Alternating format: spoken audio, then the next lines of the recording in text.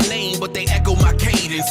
Watching from the bleachers while I'm penning impatience. Algorithm couldn't box me, dog. I've been innovation. I've been adjacent to the gate, but they fenced in their favor. Silence loud as the sirens when you inching in range. Funny how they never flinch until you shift in the game. But I don't beg for the table, dog. I'm building the frame. And now I'm carving out a seat while they whisper my name. Low tones from high views, they disguise their intentions. Shake hands with tight jaws, fake smiles and dimensions. They don't dish you with a verse, they dismiss you with omissions. Too afraid to grab the mic and speak the truth, nobody listen. I don't chase cosigns, never pander for placement. I'm God pen, God breath, dog, carved the foundation. When the real get revealed, all the frauds look ancient. So I keep my grace heavy while my flaws still sacred. They be moving like a unit with a hive mind bluff, but I'm immune to the buzz, I survived that stuff. No alliance with the lions that define that rough. I'm the quiet in the riot, cause in God I trust. They try to blackball a light that they can't dim. I'm the storm they ignored till I danced in the wind. And now I'm roaming through the metrics where the access ends. And the fans they relate, I don't act, I've been broke, I've been up, I've been rent they late. I've been boxed out of rooms by a clickbait gate. But my circle never shrank, it just got reshaped. So now it's God, famine, work, and I don't need more plates.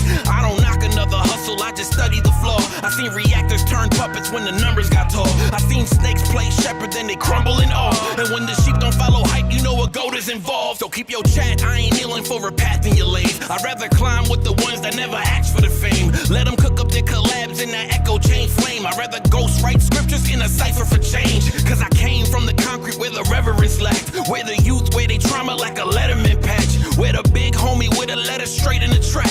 Where the real big homie put the map in my hands. Now they saying I'm a threat cause my stock won't plummet. They ignore till I'm at doors, they thought I couldn't summit. Can't erase what it's called, can't cancel what's coming. Cause I ain't never in the race, I'm the path they running. Let the whispers keep whispering, I'm loud in my lane. Let the critics keep clicking, I'm profound in my pain. Let the gatekeepers gather, I surround them in flames. This is bars turned baptism now, drowning in the name.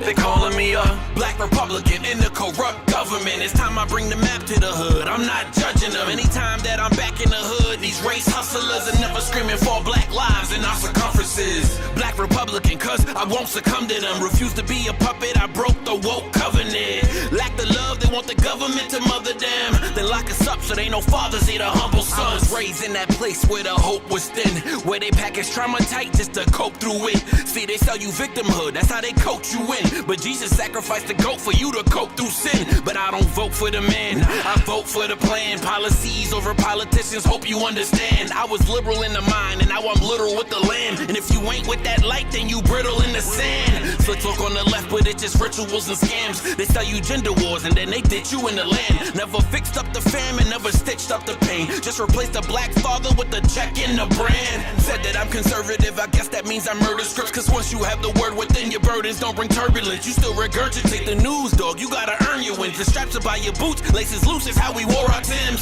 Same rhetoric, fashion became heritage, and culture was religion. Dependent living of benefits. Push out the father instead of just living celibate. My people's got the highest abortion rate in America. Self-detriment is what we are inheriting. This is embarrassing, just look at Planned Parenthood. Planned Parenthood, your seeds are never bearing fruit. He didn't pop your cherry, so this ain't your first merry-go. Cold with the chrome and they cloning all they tendencies. Stroll through your homes like it's Rome without no penalties. He's known for the smoke later on. He crying, let me free. Broke cause we own all the blame, not the enemy. We glorify killers, then ignore the consequence. And then we mourn the ones we lost as if we didn't sponsor it. Ain't no fathers in the field, just false bravados in a sentence. Accountability's extinct, that's why the progress is they calling me a black Republican in the corrupt government. It's time I bring the map to the hood. I'm not judging them. Anytime that I'm back in the hood, these race hustlers are never screaming for black lives in our circumferences. Black Republican, cause I won't succumb to them. Refuse to be a puppet, I broke the woke covenant. Lack the love, they want the government to mother them. Then lock us up so they no fathers here to humble sons. They crumble young, then they wonder why we fumble funds. Raised with gun talk doubles as the jungle drums. Tunnel lungs, breathing stress like it's oxygen. Waking up to sirens, not psalms or the gospel hums. This is where the summer's numb, justice runs. Only love we knew, dog, would come with the muzzle tongues. Product of the corner, studied under thunder suns. Lightning in my bloodline, pressure in my mother's lungs. Wasn't handed nothing, really had the muscle crumbs. Every day's a war zone, but still I could tussle tons. They fed me lies, said my future was a puzzle done. But I saw the kings fall and knew I wasn't one of them. Now I tell the youth, don't trust what the devil brung. He'll sell you death wrapped in chains with the bezel spun. Make your own lane, don't run with the settle run. Cause you ain't just a product, you're the sum of what's yet to come. Black Republican in a corrupt government. It's time I bring the map to the hood. I'm not judging them. Anytime that I'm back in the hood, these race hustlers are never screaming for black lives in our circumferences. Black Republican, cause I won't succumb to them. Refuse to be a puppet, I broke the woke covenant. Lack the love, they want the government to mother them. They lock us up so there ain't no fathers here to humble sons. Stop playing. Stop playing. We here? We finally here or what? We here? All right, bet. Hit that like button. Let's get it. Let's get it. Skinner Brothers in the chat. Shout out my boy Zach Soul Boy in the chat. Let's get it. What up, chat? What up? What up? What up? What up? What up? No, listen, I ain't had the mic on that first because I was yelling. I was like, they don't want to hear that. I'm screaming at the top of my lungs. I was like, let me not ruin their live real quick. But yeah, I just wanted to promote this real quick because, you know, we're dropping this tomorrow. This is going to be some fuego video dropping tomorrow. Make sure y'all like the video tomorrow when it drop. Know what I'm saying? And on my Patreoners, don't just comment and like on Patreon. Make sure y'all go to YouTube and, you know, let's trigger that algorithm. But today isn't about me. Today is about the Skinner Brothers and my boy Rizan. Ring, ring, ring, ring, ring. You already know what time it is. About to start that engine. Let's find it first, though, because I don't even have it pulled up. Did y'all see that comment on that last video? Somebody said, wow, how many times he's going to run it back? I was like, you know how many times? As much as I want, fool. He deleted his comment, so I don't know if y'all saw that. Yeah, I said as many times as I want, and somebody else in the chat, I guess they was there in that live. Somebody in the chat said, I don't care. I'm pretty sure somebody that was at the live said in the comment section, just said, I don't care. That was funny as hell. I was like, that's what I like to hear. I got to get shirt made. I don't care. I'd run it back. And on the back, it's going to say, I don't care. Because I really don't care. And I love the fact that people actually get mad about how many times I run it back. I'm like, yo, even some renegades were getting mad. I'm like, renegades? I'm surprised. They'd be the last ones complaining about running it back. But, you know, we just going to say those ain't real renegades. That's how we just going to call it. You feel me? But let's get it. Jorge in the chat. Pixie in the chat. Lisa Stairs, I see you, girl. Amanda in the chat. Ariel Stada, what's up? Yo, that last Faces to Names was one. That might have been our best Faces to Names. I'm not even gonna hold you, bro. We had an amazing Faces to Names last Sunday. And I'm thinking that might have been the best Faces to Names. I'm not even gonna cap. If y'all haven't been a part of Faces to Names or kicked in yet, like pull up, man. Pull up. Every other Sunday. Right now it's every other Sunday, so I'm doing it next Sunday. So make sure y'all pull up. You know what I'm saying? If you enjoy the lives, you enjoy what we're doing here, we'll have a lot of fun during the lives. I understand that. But Faces to Names, it's a little bit of a more serious tone. We do laugh and joke around, but it's really a moment for all of us to just really open up. Not about anything specific, but just to open up, be heard, and you'll be surprised about who might respond and just make you feel like, you ain't alone in this world. And that's really what the Faces to Names is about. Sorry to get all freaking serious and stuff just now. Like, that was a quick turn. Shout out to my boy Rob Skirt with the donation. Appreciate you. Somebody else donated too. Shout out to all the donators tonight. I know y'all see the poll. Make sure y'all vote on that poll, because if not, We're doing a Ren takeover. The poll's looking good. That's all I'm gonna say. The poll's looking good. The poll's looking good. We got a 90. Somebody said no. It might have been the dude that said, "Yo, why he keep running it back?" It might have been that dude. But clearly, we don't care, right? We clearly don't care about what he's talking about. So, yeah, man. So like I said, quick promo. Faces to Names is on every other Sunday. So next Sunday we're doing Faces to Names again. If you guys don't know what Faces to Names means, it just means you see all these people in the chat right now, all these names. It pretty much means we see the names in the chat, but we don't know the faces. We don't know who they are. And it's basically, I'm just trying to create a live where the community gets to communicate. You feel what I'm saying? Communities communicating. You feel me? And I get to know you guys better. I bring you up on the live and we put a face to the name. And then we'll split the screen. It'll be me and you going live for about 15, 20 minutes. Then we'll move on to the next person. Let somebody else come up, tell their story, where they from, what they've been through. And we keep going all night until, people stop coming up pretty much. It's just a good way for us to communicate, get to know each other a little better outside of the chat. It's like the real world. Shout out to Ariel Estada. She pulled up last time. Yeah, that was awesome. She was courageous. She pulled up. We had a good time. So I know for some of y'all that might sound like a corny live or a boring live because we're not playing any music. But you know what? It's actually a very serious live. And what's guaranteed in those lives? Waterfalls, tears. Somebody gonna cry. I'm telling you, somebody gonna cry. Somebody gonna cry, man. And I think we all cried last time. Ariel Estada, she's a tough cookie, so she ain't crying. So I don't know who raised her, but yeah, she gangster as hell. She had no tears. I teared. I don't care. Call me what you want. I'm gonna cry. I don't hold back my tears no more. I don't care what you think about me. I don't hold back my tears no more. I used to never cry. I was the type of person who just never cried. I didn't start crying until YouTube. Real talk. I started YouTube and just now I'm crying all the time. That is crazy. Some people, I'm not going to say who. Some reactors were making fun of me not that long ago. I was like, oh, okay, that's how we getting down? Yeah, somebody sent me a clip. One of my goatees sent me a clip of somebody making fun of me because I was crying. I was like, what? Do you know who I was talking to? I was talking to a cancer survivor. Yes, I cried. I know many cancer survivors. And it really hit me deep. It really did. And apparently, I'm not that I'm corny for that, but apparently I'm soft. I actually don't even know what the insinuation they were making. I just know they were laughing. So I'm not really sure what the insinuation was, but I think they're corny for that. How about that? Shout out to Running the Skinner Brothers, though, man. We're going to party. I'm pretty sure. These fools been partying throughout this whole EP, huh? Oh, man, here go that sound again. Okay, it's 11 p.m. now. Sheesh. Oh, my Lord. These guys gotta go to sleep. How is this gonna happen all in the set? It's 11 p.m. How is all this gonna happen in one day? I'm curious. How is that gonna happen? Ariel said, Ariel. Actually, I don't know how to pronounce her name. Ariel. I'm gonna say Ariel. I knew an Ariel, and it was with two L's and an E at the end. That was the whole Ariel. So Ariel is a quick I-E-L. So I'm gonna say Ariel. But Miss Estada said, I grew up on the west side of Indianapolis in a gated neighborhood. Nope, the opposite of a gated neighborhood, a ghetto neighborhood. She said, called Hogville. Hey, listen, Ariel, I grew up in the projects too, and yeah, I mean that makes sense. That's why I wasn't crying growing up. So I get you. I give you 20 minutes. I will probably cry, but I may take jokes in between. Hey, that's my coping. Hey, Tracy, that's my coping mechanism as well. I do the same thing. I try to bust in a joke every once in a while. Shout out to Mama Toya. I see you. Stuart, what up, dog? Happy birthday, Vicky. Oh, Vicky, birthday. Oh, Vicky. Vicky, you're here with us? And you're here with us. Okay. Well, you're quite amazing. Thank you. 11/11 is my favorite, too. Shout out to 11/11. My birthday's the 11th. Hey, yo. 7/11. Hey, yo. Yeah, that's right.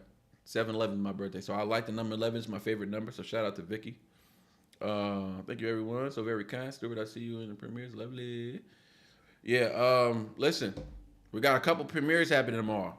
Black Republican drops tomorrow. So my video is dropping tomorrow. I feel like this video. Hold on. Shout out to the Inevitable. We celebrate small wins. We finally hit 1K. 1K with no promotion. I don't even promote myself. So listen, shout out to the 1K views. I'm happy about that. I'm proud of it. We hit 1K views on the inevitable. That's right. And then we'll see what the what Black Republican can do. I'm sure it's gonna ruffle some feathers, but guess what? Y'all know the answer. I don't care. Guess what? I don't care. I love it. I can't wait to make merch. All right, let's get it though. Up first today, we got Ren and the Skinner Brothers, man, with Dream Life. Okay, Dream Life. I wonder what this one's gonna be about. We got old Ren in the cover with old girl. Look like he got some money on him, or he buying some drugs. Who knows what type of happy stuff he's getting into? But I didn't see any flags. Did I see any flags? I want to see the flags. Who's in the chat? I just want to know who's in the chat, bro. I know we got the UK. I know the UK's in the chat, so I know I see the British flag. I think somebody put a Poland flag, right? Somebody. But yeah, man, I just want to know where y'all at. That's all. I just want to know where y'all at, cause we're gonna be buzzing today.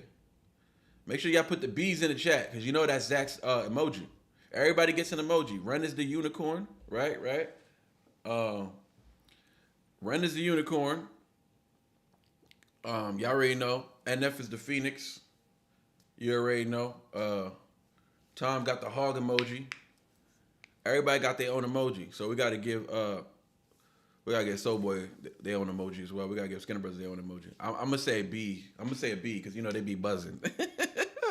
It's his favorite word, bro. We gotta be. Bees in the trap. Bees in the trap. What the flags are? Canada in the chat. What up, Canada? I want flags. I want flags and I want bees. Flags and bees in the chat. But listen, I wonder what this one's about, man. I'm curious. I ain't gonna lie, I'm gonna just hit the like button now, because like, why not? We know we're gonna like it, so we know we're gonna like it. That's like too easy. It's too easy to hit that like button. Just like y'all should be hitting the like button. Shout out to everybody. Let's go though. Uncle Ray's is the B. He can't have that. Uncle Ray is the B. What do you mean Uncle Ray is the B? What does that mean? Uncle Ray is the B. Uncle Ray, like a stingray? Where does that come from? Uncle Ray's gonna have to share that one. Eminem has to share his goat emoji with Harry Mack. So Uncle Ray's gonna have to share that one. But listen, Vibe Hive. Oh, okay. I didn't even know that's what it was called. I call them Vibe Gang, but I'm out of the loop. Don't pay attention to me. Shout out to Uncle Ray though. That's the big bro. First person to get me on a live and rock with your boy. Appreciate him for that. That's like my brother for life right there, boy. My New York Dominican brother. We might be related. We might be. Yo, but listen, I'm gonna have to talk to Uncle Ray, because Stingray, I mean, come on now. That's where the connection's at. Y'all talking about Vibe Hive. I'm talking about Stingray Gang. Hey, Lisa, I'm the bee's knees, his legs, and his arms, baby. I'm a superstar. I'm ready for you, mama. Why you think the only thing I got on is my pajamas? So bad.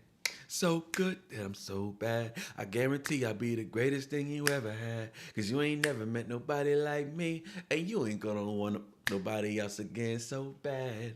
I'm so good that I'm so bad. Hey, look, check out these pants though. Listen. I got an obsession with oversized pants. It's my new thing. These pants are so oversized. I love them. They're so baggy. And guess what? Wifey likes them too. So all I'm going to be doing is rocking baggy pants. But let's get it though. Let's not waste some more time. Y'all ain't come here to hear me talk. Y'all came here to see me dance. Nah, y'all probably didn't come to say that. But at the end of the day, I don't care. I'm still going to dance, whether you like it or not. Let's get it. Ren, Skinner Brothers, Dream Life. And for all of y'all who be complaining in the chat, it's my first time reaction. I ain't gonna catch everything. If there's hidden messages, it went over my head. What you want me to do? I'll run it back as much as I can, but you know, it just be like that sometimes.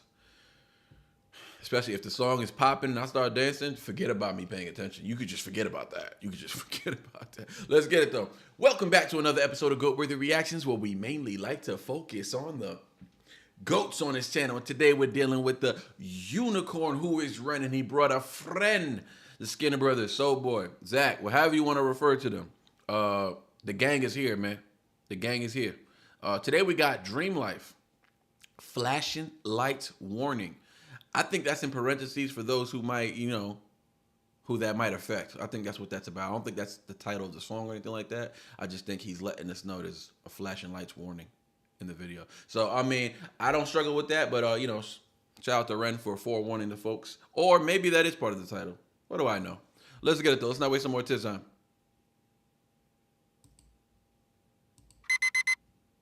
11:11.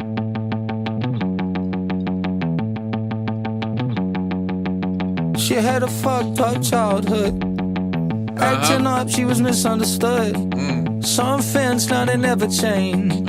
Sesame put a hit on her brain. She said, I don't want to waste no time. Don't want no people around me that ain't based. I wanna live in a dream life. I wanna live in a dream life. Talk to me.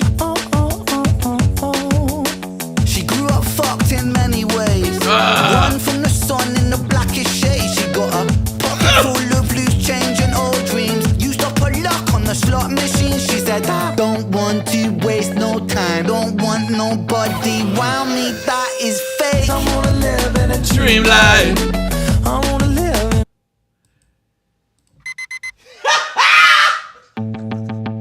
Let's go!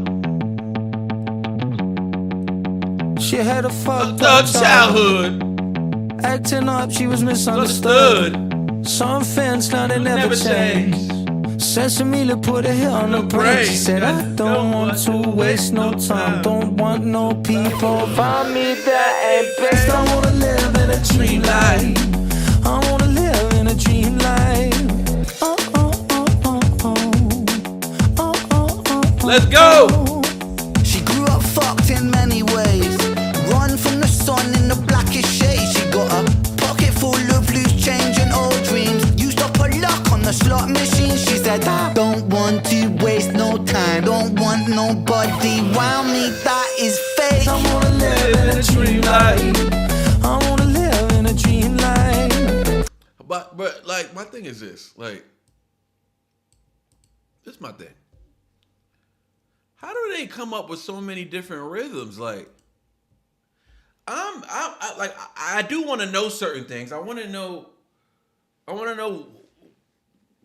because if you pay attention, when you compare the music to the lyrics, not that it doesn't match, right? Not that it doesn't match, because that would be crazy for me to say. I'm not saying that, but what I am saying that you could take these lyrics and apply them on a slow piano, and it is like a dramatic ass song. And I feel like most of the songs they've done already, at least two of them, 2 out of the 3 they've done, had this effect on me. And it's the only reason it's hitting me now is because like it's like becoming a pattern to me. It's like, hold on, because the lyrics are so layered, it makes me feel like, yo, this could have been a ballad. Honestly, bro, listen to these lyrics, bro. Listen to these lyrics. Hold on, run that thing back, because homegirl got daddy issues, first of all. Let's go. She had a fucked up childhood. Look. Acting up, she was misunderstood. Some fans, now they never change. Sesame put a hit on her brain. She said, I don't want to waste no time. Don't want no people around me that ain't based. I wanna live in a dream life. I wanna live in a dream life.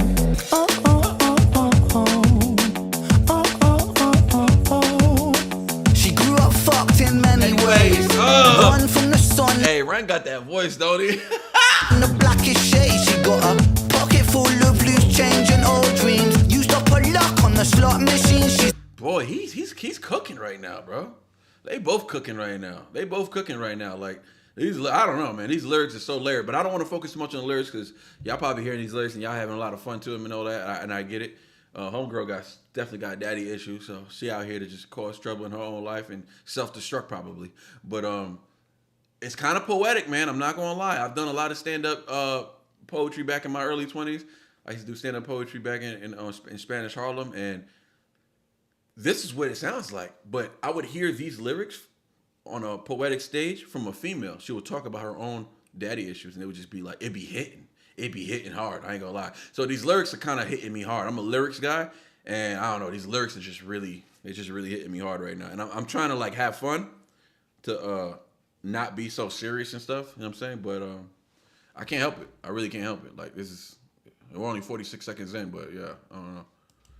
Pocket full of loose change and old dreams. Used up a lock on the slot machine. She said, I don't want to waste no time. Don't want nobody around me that is fake. I wanna live in a dream life. I wanna live in a dream life. I'm gonna be honest. I'm trying to think about who sounds best with Ren. Yo, I'm gonna be real with you. This is gonna sound crazy. I know some of my Webby fans. I mean, not my Webby fans, because I haven't reacted to Webby much, but I know some of the Webby fans, and you know, all the collabs Ren has done. I know people might disagree, but bro, I really feel like this is my favorite. Like, Skinner Brothers is my favorite collab with Ren. Like, they need to do a whole album. I get it, they're doing a little EP, giving us a little taste, see what the people like, but I don't know. I just think it could be a UK thing. You know what? It could be a UK thing. I could be biased right now, and I love Chinchilla too. I don't know, bro. I don't know. I'm gonna stop talking. I just feel like they sound best together, or he sounds best with Ren, I would say, right? Something like that. That is fake. I wanna live in a dream life. I wanna live in a dream life. Oh, oh, oh, oh, oh. Oh, oh, oh, oh,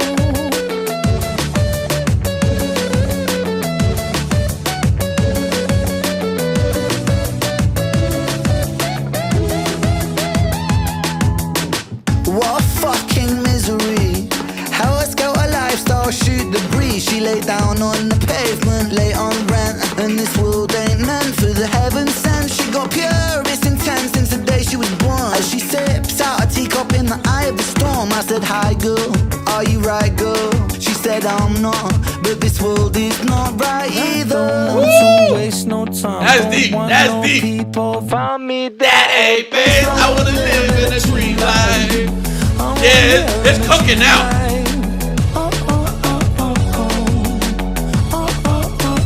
Ooh, I'm feeling it. I wanna live in a dream life. I wanna live in a dream life. Woo!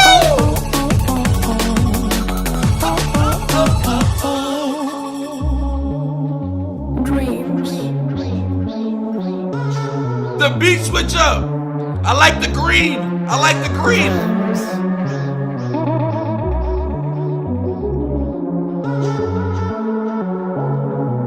This reminds me of my party nights. The devil's all in that room right now. I'm telling you right now. Your boy was out there partying in my young 20s, partying. Yeah, having flashbacks right now. Let's keep going. I can't wait to run this back once I know the lyrics. Y'all done once I learn these lyrics.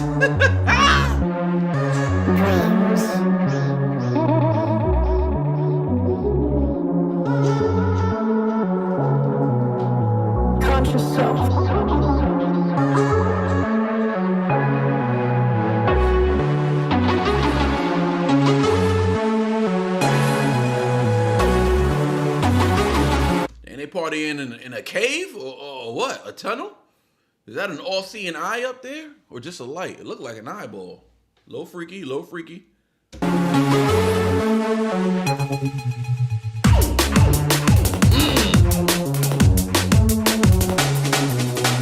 Oh, that looked fire! Yo, that looked hard!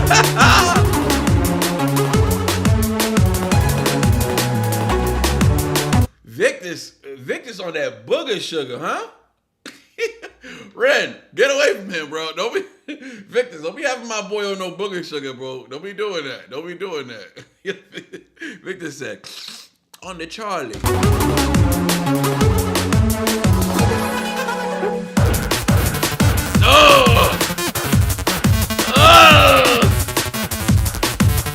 Feeling a little EDM-ish a little bit, huh?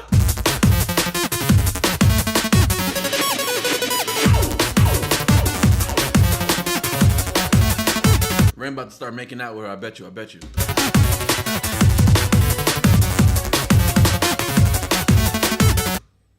DJ definitely not Cujo.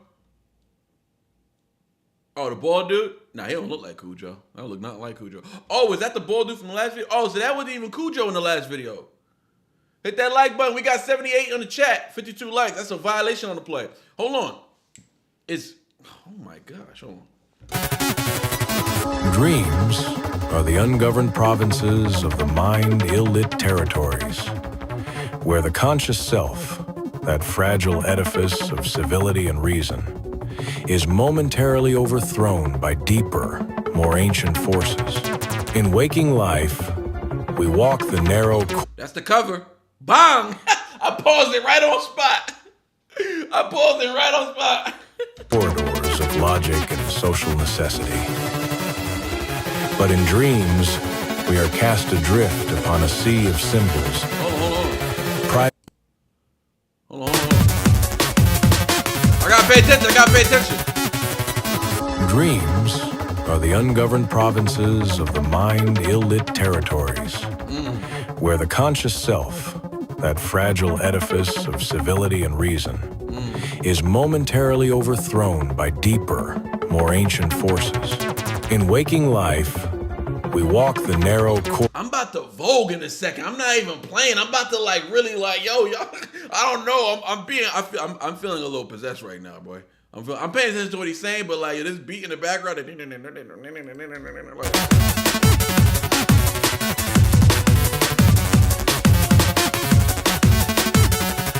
know what I mean? That's what I'm... are the ungoverned provinces of the mind ill-lit territories, where the conscious self, that fragile edifice of civility and reason, is momentarily overthrown by deeper, more ancient forces. In waking life, we walk the narrow corridors of logic and social necessity. Ooh, that's deep! Oh! But in dreams, we are cast adrift upon a sea of symbols, private myths, stitched from memory, repression, and a latent, often discomforting, truth.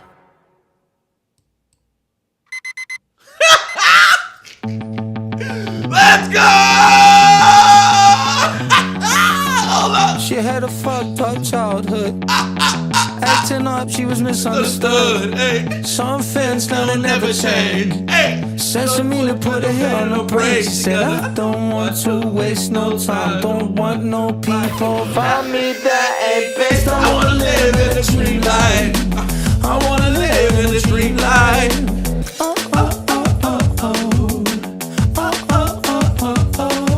Hey. She grew up fucked Up in many ways. Run from the sun in the blackest shade. She got a pocket full of loose change and old dreams. Used up her luck on the slot machine. She said, I don't want to waste no time. Don't want nobody round me that is fake. I wanna live in a dream life. I wanna live in a dream life.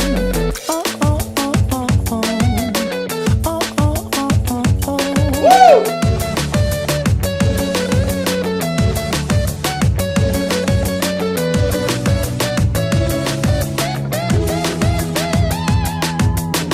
What a fucking misery. How I scout a lifestyle shoot. Yeah, I know how I feel about cussing, but listen, the way Rem be saying the F word, why does it always sound appropriate? What a fucked up misery.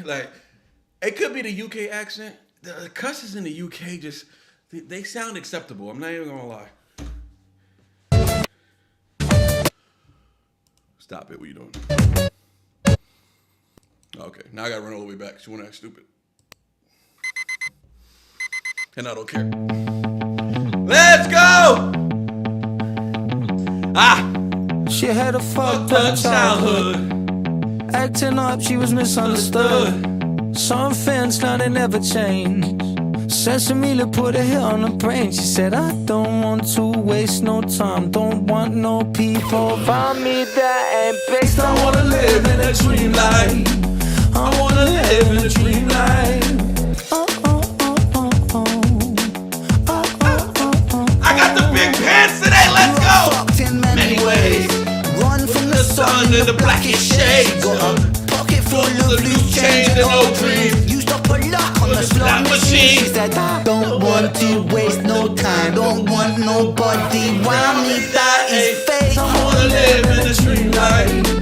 I wanna live in a dream life.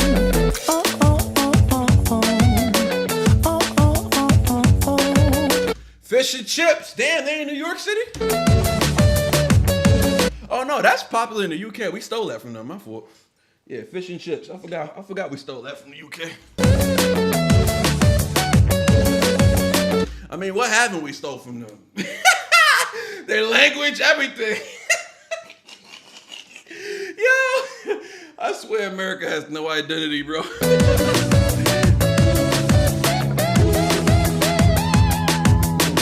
What a fucking A misery. How a scout a lifestyle, shoot the breeze. She lay down on the pavement, lay on rent. And this world ain't meant for the heaven sent. She got purest intent since the day she was born. As she sips out a teacup in the eye of the storm, I said, hi girl, are you right girl? She said, I'm not, but this world is not right either. She said, I'm not right. It's kind of like, why expect me to be okay when this world is fucked, right? Pretty much what he said. That's what it sounds like he's saying. And if that was a response, I could maybe identify with that, or at least understand and relate. Or I'm pretty sure many others would relate or understand that. Like, that's not... Only reason I'm running it back for real is because these lyrics are not basic at all. Not to say that Control-Alt-Delete was basic. Control-Alt-Delete felt a little more simple. No, not Control-Delete. So the story goes. Felt a little more like there was simplicity in the lyrics, and they were kind of like rapping too. Like they was doing some rapping stuff. Right here, I just feel like this is like this is like poetry to me, dog. This is like these lyrics, man. I'm telling you, this could have been a ballad on a mean piano, like. Want to waste no time, don't want no people around me that ain't based. I wanna live in a dream life. I wanna live in a dream life. Hey, who's that dude right here? Who buddy right here? That's Victus. Obviously, we know who these two gentlemen are. Who's buddy right here, though? And what's he doing? Is he part of the Skinner Brothers? I got questions for Zach. They call it the Skinner Brothers. Are any of them brothers? Or just brothers like, hey, we like brothers, so we call it the Skinner Brothers. I mean, I'm cool with that. I don't mind that. Not that it matters what I mind or not, but I'm just curious to know who this guy is right here. Anybody? Is that an answer, Amanda? Yeah, Storm in the Teacup. Yeah, that was hard. Lisa, I have a notepad in my phone for Ukrainian swear words. Yeah, the new dude, Zach's brother. This is Zach's brother? Oh, okay. I still don't know what Zach looked like. I'm going to interview him and tell him to take his mask off. His bro was in it, but not no more. Okay, but is that his brother? So they're still cool then? Skinner brother would be easier for the reactors. Oh, he's the only Skinner brother? Because I know his last name's Skinner. He told me something like that on Instagram. So, but his brothers are not in it. Okay, so he went solo or something. He's the only Skinner left? Dang. Oh, hell no. I know they looking at themselves like, damn, we should have stayed together. It's usually just him. I mean, I seen a video of his that I reacted to, and he had there was a whole band with him.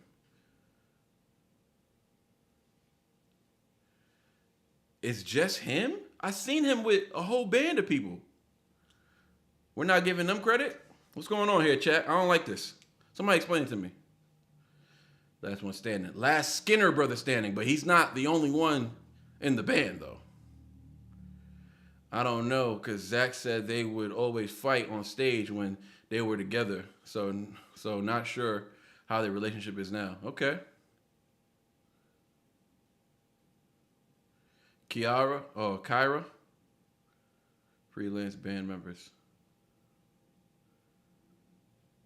Oh, they're not in the band. He just grabs random people to perform with him. Yo, if that's the case, that's hilarious and that's pretty gangster. Gina, he hires them for each song. The band changes all the time. What? Yo, stop it. The band changes all the time? Get out of here. Bro, that is the most... Yo, my boy said, I'm not letting the brand die. Yo, that is... I'm so blown right now. Are y'all for real? Of course y'all are for real, but damn. Oh my gosh. Yo, he hires new band members every time. Oh, it's really just him? Oh my gosh. Damn. Yo, I'm blown right now. I'm so blown right now. Oh, my respect for him just went up crazy. My respect just went up crazy for Zach, dog. And let me tell you something. I just saw a video in my newsfeed, maybe because we're doing all this reacting. Some random dudes, right, were talking crap about Soul Boy. Real talk. They were talking crap about him. They were like, Buddy's toxic and all this stuff, calling him angry and depressed, blah, blah, blah. And then somebody in the comment section was like, yeah, Zach already admitted to this, how he had issues, and he's worked on it since then, and he's doing a lot better these days. And these guys, because he's hot again, and he's got songs with Ren, and he's probably popping crazy in the UK because he's sold out everywhere he goes. Now they want to talk crap about him again. Ain't that funny? They wait for him to get hot again to bring up old videos. They're reposting old videos of them talking crap about my boy right here.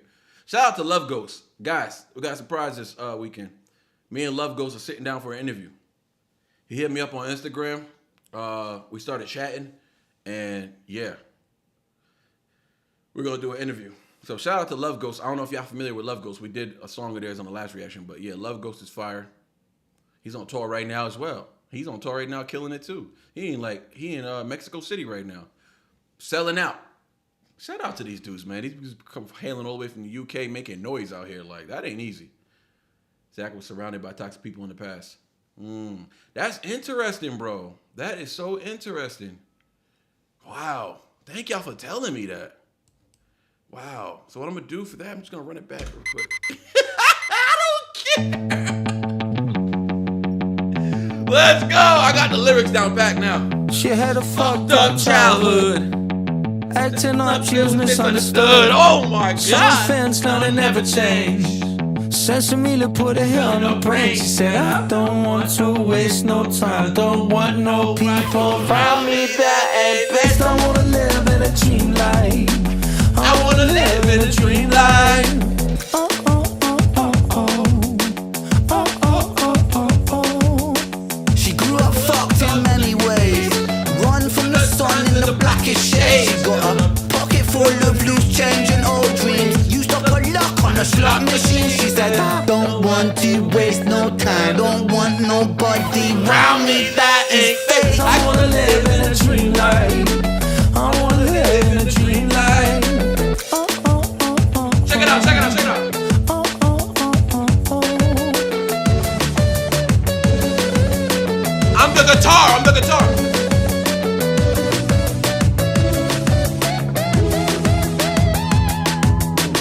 What a fucking misery. Oh! How a scout a lifestyle, shoot the breeze. She lay down on the pavement, lay on rent. And this world ain't meant for the heaven sent. She got purest intent since the day she was born. Hey, if you want to be around this type of energy, like, yeah, this ain't meant for the heaven sent. He ain't lying. He ain't lying. Cause I know this scenery right here. A lot of stuff goes down in the scenery. She sips out a teacup in the eye of the storm. I said, hi girl, are you right girl? Nicole, she what said, up? I'm not, but this world is not right either. Don't want to waste no time. Don't want no people around me that ain't based. I wanna live in a dream life. I wanna live in a dream life. Oh, oh, oh, oh, oh. Oh, oh, oh, oh, oh. So what are we saying? That this guy right here on the screen, this is his brother that he fell out with?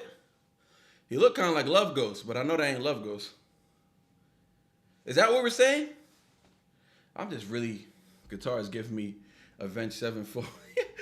Estada, I'm with you. I wanna live in a dream life.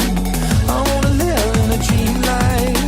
Oh, oh, oh, oh, oh. Don't forget, stick around after this. We're gonna be doing The Ren chapters. We're going back into the chapters.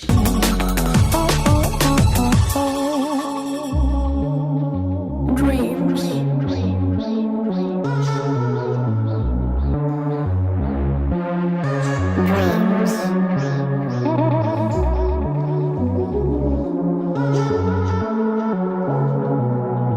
Conscious self.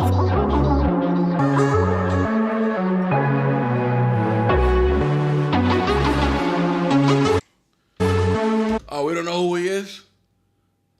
All right. I thought we were saying that was his brother.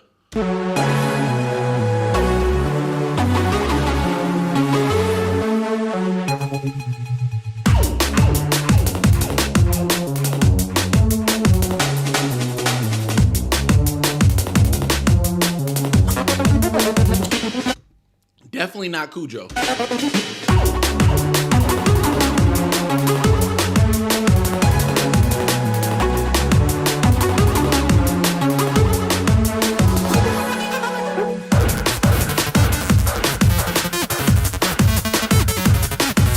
Look, I thought he was making out with her right there. I was like, chill, yo, Ren, don't do that. Renegades is not gonna, all the female renegades gonna lose their mind.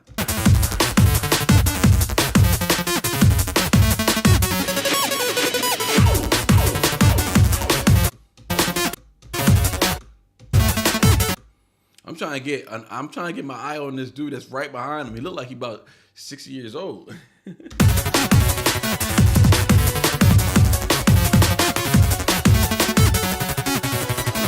Dreams are the ungoverned provinces of the mind ill-lit territories.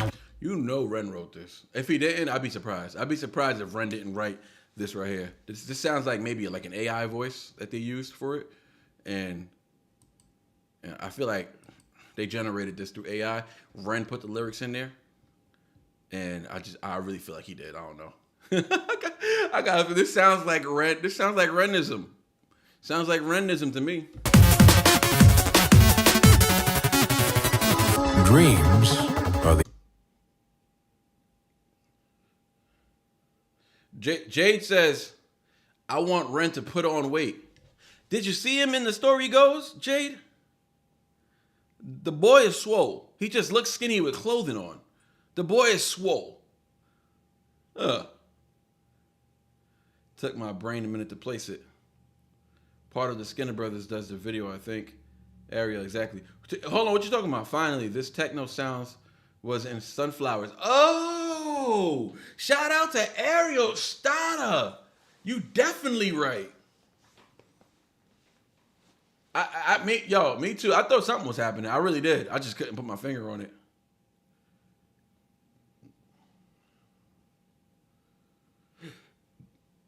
Guys, I can't handle the chapters tonight. I'm on a dream life vibe. We'll catch you all soon. Big love to you all. Shout out Lisa Stairs.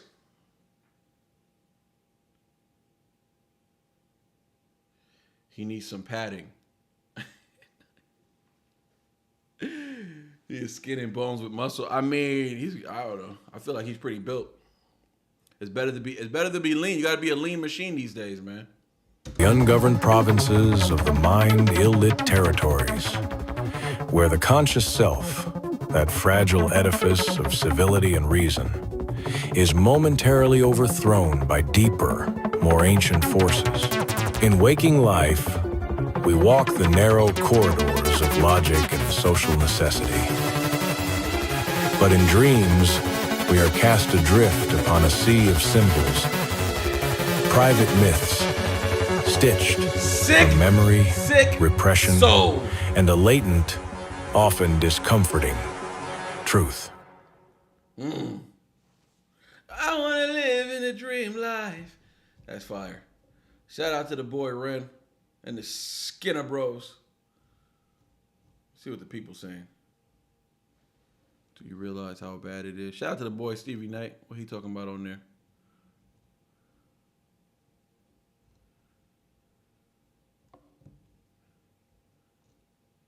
I want to live in a dream life.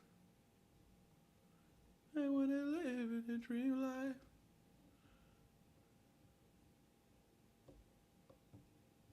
They had 6,000 people in the live. Sheesh. Trying to make sure all the love is positive. Positive love. I can dig it, man. I like that one. I do. Yeah, I think I think what's interesting, to be honest, is it's really the majority of just like, you know, it's really the majority of just like the differences as far as lyrics. I don't think, not that I don't think the sounds are different. The sounds are different, obviously, but they do have somewhat of a familiar tune though. Like the EP is intact sound wise. What's not intact, and it's not a good thing. I mean, it's not a bad thing. It's a good thing. Is the lyrics. I really feel like the lyrics. You know what I'm saying? I really feel like the lyrics more than anything. They're just layered, bro. They're just deep lyrics. It's like that one. I want to hear it now. Now you know what I want to do. I want somebody to make this Dream Life AI version and just see how it sounds if somebody slowed it down with like a 50, 60 soulful sound. That'd be crazy. But I could just hear this song slow down and like being a masterpiece. I can hear Ren singing this actually slow down. Word up. Just like a ballad or something like that. But what up, chat? I can't wait to be able to listen to this whole EP. Yeah, when that EP drops, we're just gonna do a whole live EP for it, dog. Like real talk. We're just gonna do a whole live EP. And it's at 25K already. Yeah, it's at, you just refreshed it. I'm looking at it right now, and it's about to be at 27K. Lisa. Yeah, it's already about to be. It's already at 27K. It's at 27K right now. 27K and 10. So they doing their thing.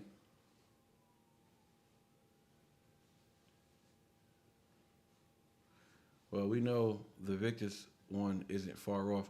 He's supposed to be doing an EP with Victus. Damn, y'all hear the sirens? Vic was so lovely when I spoke to him. Yeah, you got to meet him? That's what's up. I haven't got to meet any of these guys. I would love to. We got 50 in the chat. Hit the like button.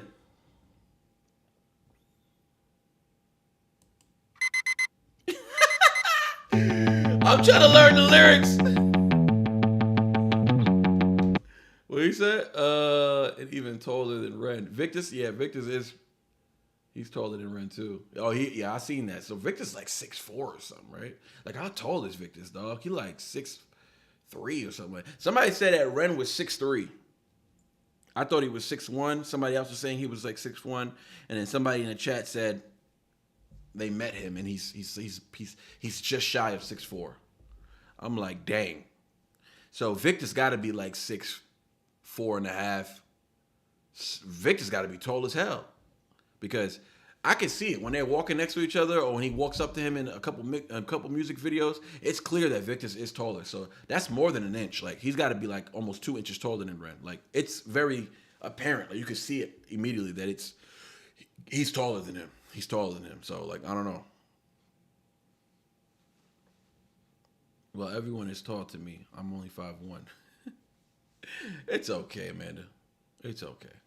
Knox Hill's tall too, right? Knox Hill said that Ren towers over him. So, but Knox Hill, he looks tall too. She had a fucked up childhood. Acting up, she was misunderstood. Some fans, now they never change. Sesame put a hit on her brain. She said, I don't want to waste no time. Don't want no people around me that ain't based. I wanna live in a dream life. I wanna live in a dream life.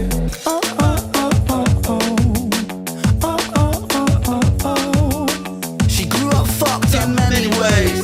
Run from the sun in a blackish shade. She got a pocket full of loose change and old dreams. Used up her luck on the slot machine. She said, I don't want to waste no time. Don't want nobody round me that is fake. I wanna live in a dream life. I wanna live in a dream life. Hey, so where they at? Where my UK people at? Where they at? Lisa Stairs, you 5'7". You tall for a girl. You tall for a girl. Now he is 6'1". He towered over me. I'm 5'7". He's 6'1", you think? Somebody else in the chat said they're 6 foot and Ren towered over him. So I'm thinking he's taller than 6'1".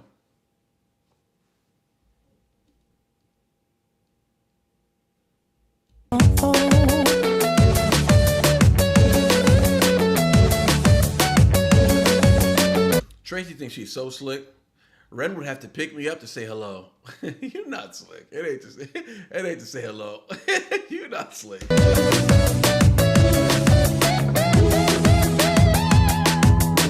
What a fucking misery. How a scout a lifestyle, shoot the breeze. She lay down on the pavement, lay on rent, and this world ain't meant for the heaven sent. Look, Ren, Vicky Knight says Ren's 6'1". Tracy said he's 6'3". Ren said himself pretty sure that he's 6'1".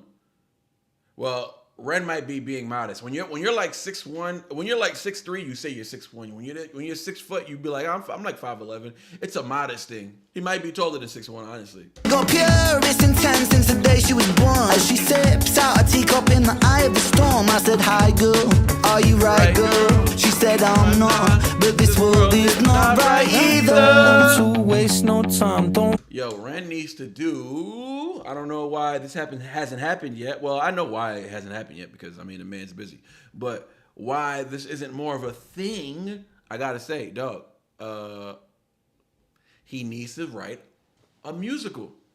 He is the only man capable of writing a musical and performing every part of that musical. He wouldn't have to, but he could literally orchestrate the entire musical and literally lay that, like Lin-Manuel did it, right? Lin-Manuel is awesome. You feel me? Lin-Manuel can't rap as well as Ren. He definitely can't sing as well as Ren. And he also doesn't play instruments like Ren plays instruments. So, and I would have to say he's probably, I mean, not probably, he's definitely not as creative as Ren, right? Lin-Manuel is great though. And he's made for the stage. He's made for that, right? He's made for that. Ren is made for so much more in that stage that he would create the coolest play. There would be hip hop in there. There'd be some singing, you know what I'm saying? It would be so much in that play, that musical. Like, bro, he might create the best musical because the stories he tells. Come on now, imagine connecting all these stories. The Jenny Screech, like just starting from the Jenny Screech to the Violet, connecting it to, you know what I'm saying, all these tales, connecting all these tales. Like, come on, that could have been a play on itself. He could have created more and more tales if he wanted to. He can do it. And then he could bring his friends along to play certain characters. And I just feel like it would be the most amazing thing. Like, if I was him, he could not retire. He could not finish his career off without doing that musical. And I feel like it has to happen soon. Or I feel like it has to happen within the next. He's 30. How long? He's 35, right? Something like that. It has to happen within the next 3 years. He's going to look great at 40, but he needs to do it now while he's still youthful. Julie! Thank you for hitting that like button. Mary Baker, what's up, girl? Apparently, he has a Netflix series already written. What? A Netflix series? I mean, I'll take that. I'll take it, but it's all good. Sean at 37. Who's 37? Ren's not 37. He's born 1990. That would make him 35. I don't know when his birthday is. I think his birthday's in March, right? March 29th or something like that. Something like that. I forget when his birthday is, but Hamilton was great, but Ren a different class. Yo, Lisa, I'm with you. Hamilton was great. He was. Cosmic Pixie, 36. He ain't 36. He's born 1995. That is impossible. He was. I said 1935. I mean, he was born. He was born 1990. 93. Are you saying you were born in 93? Or are you saying Ren was born in 93? I'm pretty sure he has a song called 1990, and I think that's because he was when he was born.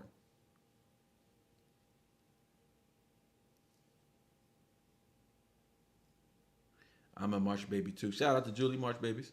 Damn it, I'd pray for Netflix if Ren had a show there. He turned 35 in March. Yeah, okay, yeah. So he's 35. I know what I'm talking about. To talk only type. My oxygen is down to 86. Mary, don't be in here. You take care of yourself. Don't be in here like that. Don't be playing games. Brandon B. Days, March 29th. Yeah, 1990. Yeah, so what I'm saying, look, didn't Tracy say she was hopping in the bath? People swear they be going to go do something. Nobody got nothing to do. Y'all be acting like y'all got stuff to do. Y'all ain't got nothing to do. Just sit tight and stop acting like you going somewhere. Oh, Julie talking about I'm just popping in to say hi. She been popping in for the past 15 minutes. Look, hi Lisa. Y'all kill me, man. Y'all swear y'all be leaving. Y'all ain't going nowhere. Listen, I feel like Ren, his musical will be, yeah. First of all, somebody said Hamilton. Hamilton was amazing. Who said that, by the way? Because if you love Hamilton, you need to watch In the Heights, and not the movie, the play.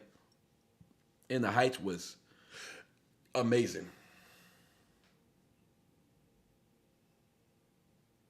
Iron Raspberry. That's what I'm talking about. That's what I'm talking about right there.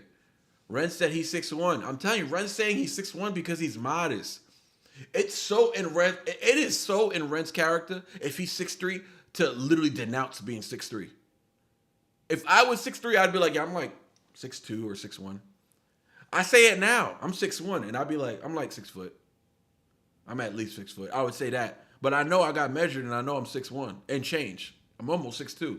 So I know, like, it's just a thing we say. It's just, he's just modest, that's all.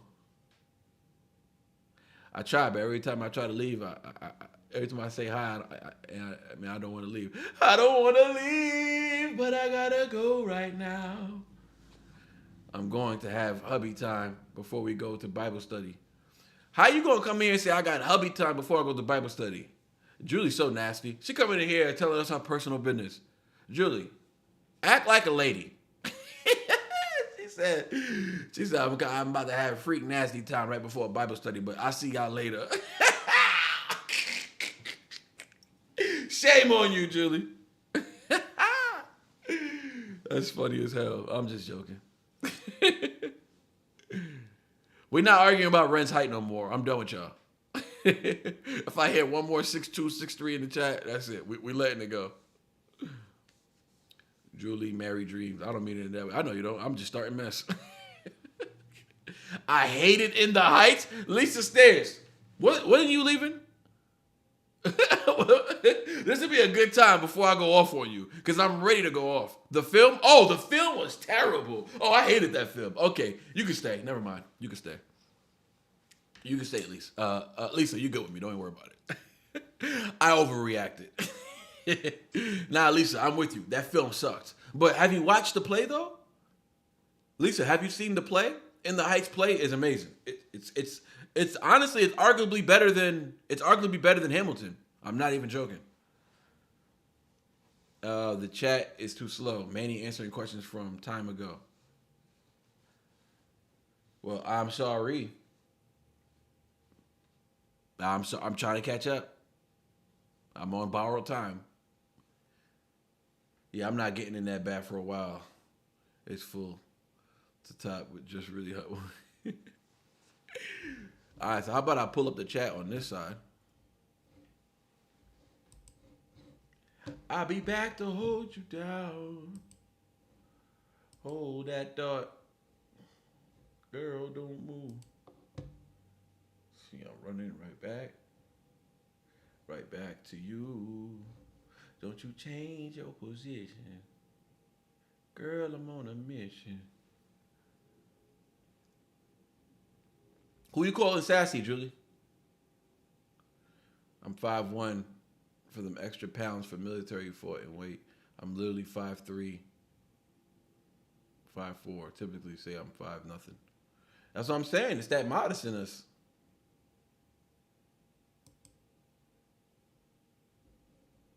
Those messages are coming late. I just went to my actual channel to see how fast the chat's moving over there. It's moving way faster.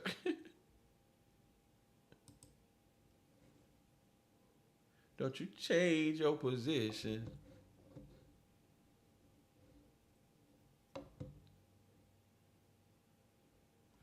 Thanks, man. You overreact. No, I haven't. Shauna, she said, I'm a little dyslexic, but I admit when I'm wrong. Hey, Shauna, I'm dyslexic too. I don't know if you know. How long you been around, Shauna? Because that's almost a slogan over here. Big dyslexia. And thank you for the dono. Appreciate you for contributing.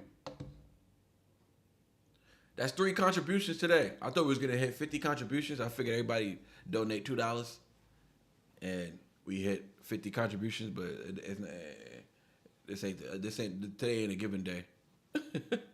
I saw Hamilton on the West End, but the original on Disney is so much better. Oh yeah. Oh, the one that's on Disney, right? I thought it was on Hulu, but yeah, you're right. It is on Disney. Oh my gosh, I love that one. I love the one on Disney. Oh, with the original cast. Oh my gosh. Hey, what's your favorite one on there? My favorite one is when the sister raps when she does the toast. That yo, she was spitting bars on that one. She was spitting bars on that one. No cap. Manny, run it back one more time. I'm about to run it back one more time. You're right about that. Hey, what's your favorite so far? In order. I want to know what's your favorite in order. Oh, Shorty, you a newbie? Oh, man. Well, thank you for coming back again. I thought I saw your name more than just a newbie time. I thought you was here for like at least a month. Oh, well, thank you for coming back again. I worked Hamilton. I ironed the ruffles on all the shirt. You're lying, Amanda. Amanda, you're lying right now. Can you plug me? Can you connect me somehow? Amanda, I'm for real. Is there a way that you can plug me? I'm writing a play. Listen, y'all, I'm writing a play right now. Oh, put it in, Tracy, in order. What's y'all favorite in order?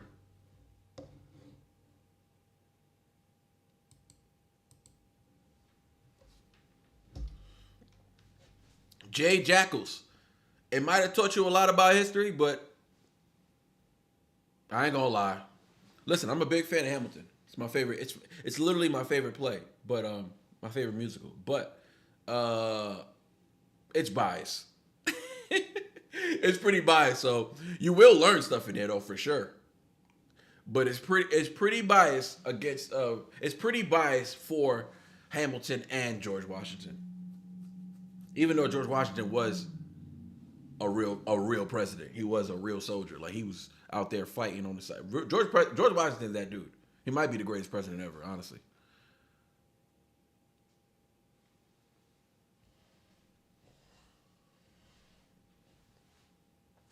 Don't you change your position. Look, DM Rad DP1. Get on with it. Get on the hell out of here, then. Cause I don't care. It might have been him, bro. I think that was him who left the comment last time. Was like, stop running it back. Get on with it. Try again, buddy. That'd be fine. Unicorn seeker. I know you're a unicorn. Shauna, I love you. Lefty Jaggy Jag, I love you. You've been in the chat heavy. You've been holding it down. Thank you. I was in wardrobe. The crew made me custom apron. These cast crew were awesome. Hey, you might have to plug me in. Okay, Lisa finally answered the question. We got Control-Alt-Delete first for her. Truth or Dare. The story goes. Can't put this one in as I haven't heard enough yet. I haven't heard it enough yet. Oh, okay. You need to hear it one more time. Take aim. Let me know. No, Jorge, you good. You good. My shooter's ready to go. Jorge about to aim and delete. People about to disappear from the chat. My shooter's on go mode. You hear that? DM Rad, whatever your name is. You better watch. You walking on mind bombs right now, boy. Hamilton, the Book of Mormon. Hamilton and the Book of Mormon. I haven't watched that one. The Book of Mormon. That's a musical. I haven't seen that yet.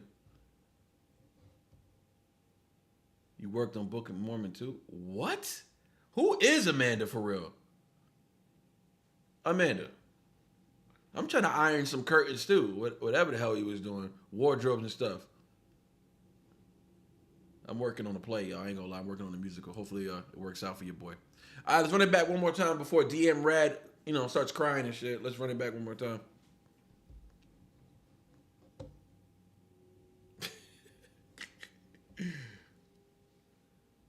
Jorge, let him live. If he lives, he lives. If he dies, he dies. All right, let's get it, yo. Pimp Hand strong. Tracy. That's the mod father right there, dog. Don't make me play that song again.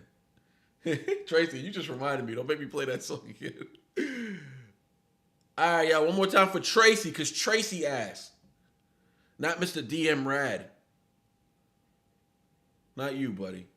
But because the lovely Tracy asked. So we're going to run it back for Tracy. Want to make sure I'm clear. This is for Tracy. D87. Not DP1. Run it back!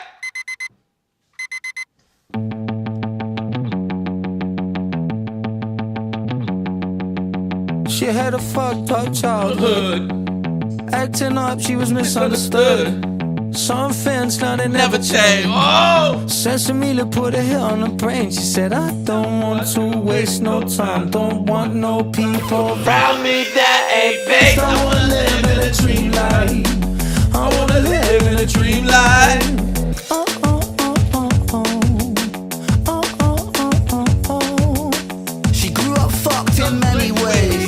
Run from the sun in the blackest shade. She got a pocket full of loose change and old dreams. Used up her luck on the slot machine. She said, I don't want to waste no time. Don't want nobody around me that is fake. I wanna live in a dream life. I wanna live in a dream life. Oh, oh, oh, oh, oh. Oh, oh, oh, oh, oh. Hey!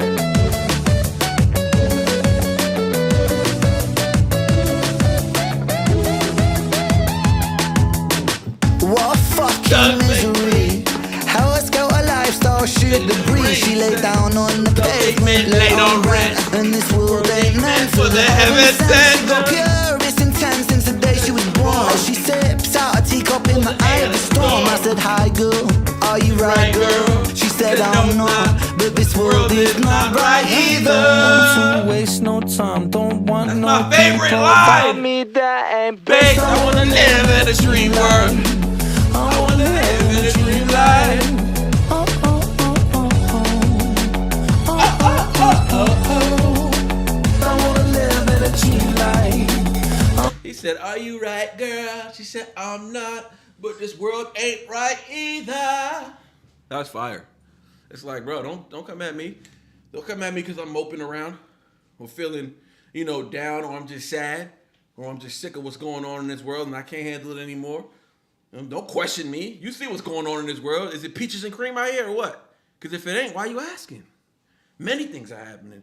The world's going to crap, and I got personal issues. This world ain't right. If you right and this world ain't right, you a special breed. I wanna live in a dream life. Oh, oh, oh, oh, oh. Oh, oh, oh, oh, oh. Dreams. I like the green glazing on the skin. The green. I'm about to put, let me see. Let me see what I can do here. I like the green on the skin. These some pretty girls right here. Let's see, can we do it? Okay, that's green. Can I get green over here? I'm not really sure.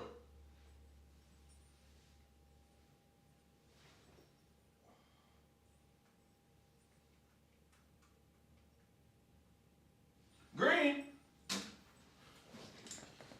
That is about as green as it's gonna get. I like the green. I like the green. Mary Baker's back. Shauna, this is my song. I was in reactions with Vocal Citizen. Who's Vocal Citizen? Who that? Put me on.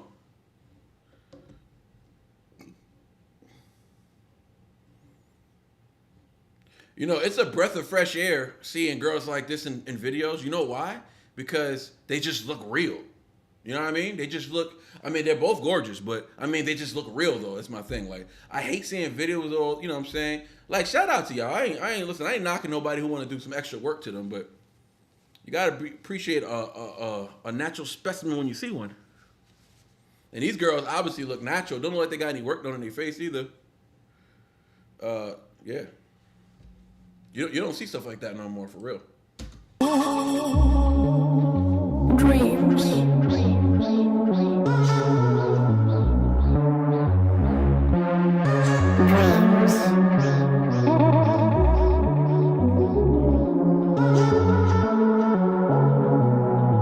Conscious self.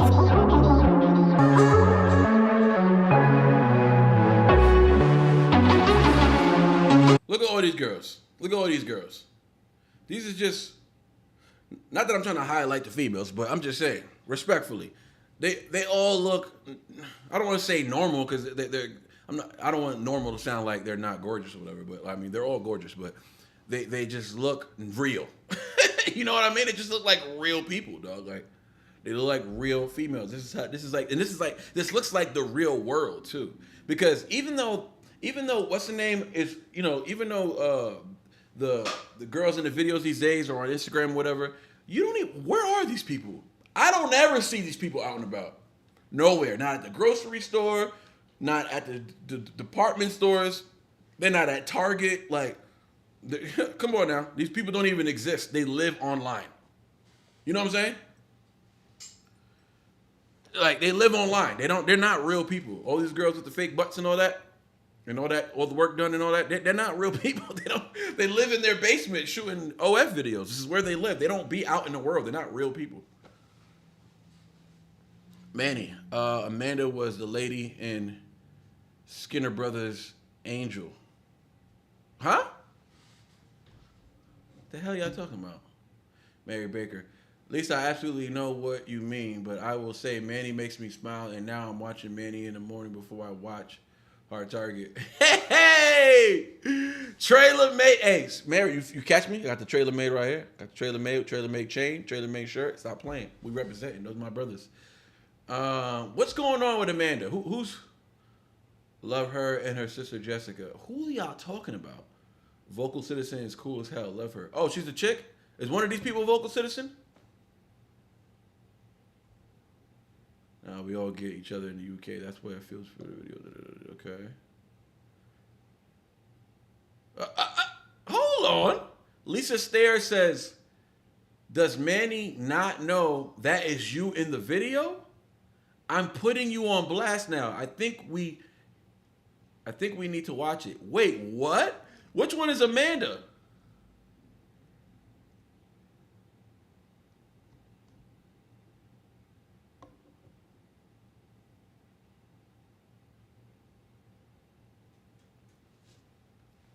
Amanda, you're a reactor?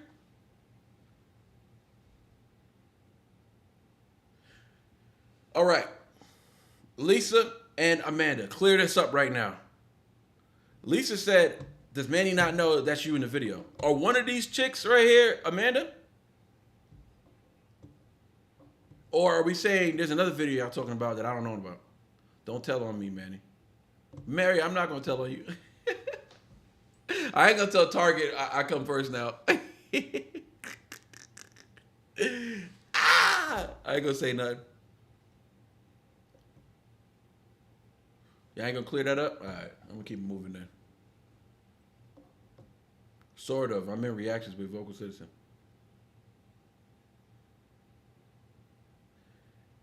Amanda is... what's the Angel Sun video? I don't know what that... I think I was talking about here.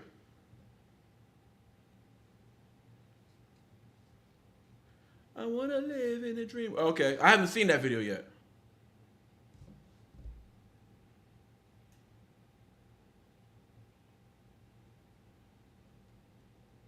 Angel Sun video. Well, I don't know what the Angel Sun video is, I'm gonna be honest with you. Is that like a Skinner Brothers song? He's gonna tell and laugh. Let's keep it rocking.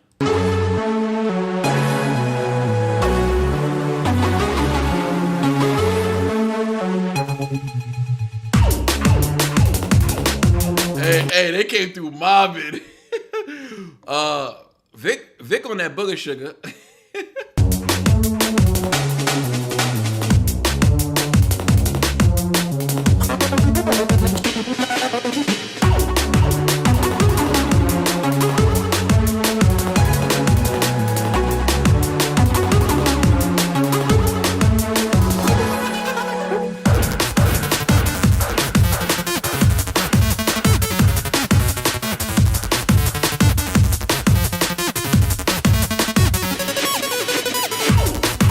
Yo, they should have been rapping over this beat, bro. This beat is stupid.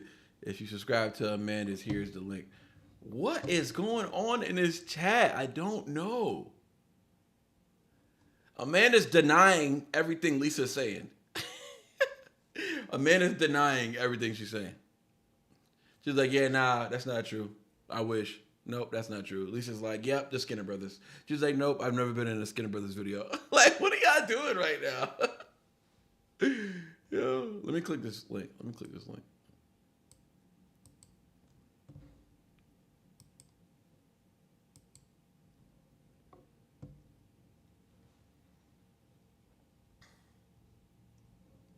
All right, I'm on Amanda's page right now. Oh, Amanda, you be reacting. Oh, you're doing more than reacting. Man, I'm gonna have to check your page out. I see you just got started though. You got 17 videos. Keep grinding, keep posting.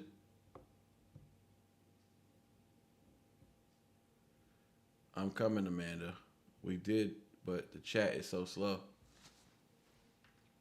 Hey, Lions Den Rez, what up? Mistaken identity, I'm afraid. I love Lisa though. Oops, my bad. So Lisa got you messed up with somebody else? Lisa, I'm crazy enough without your help. Thank you. Oh man, that's funny. I want to hear this last thing. You know Ren wrote it.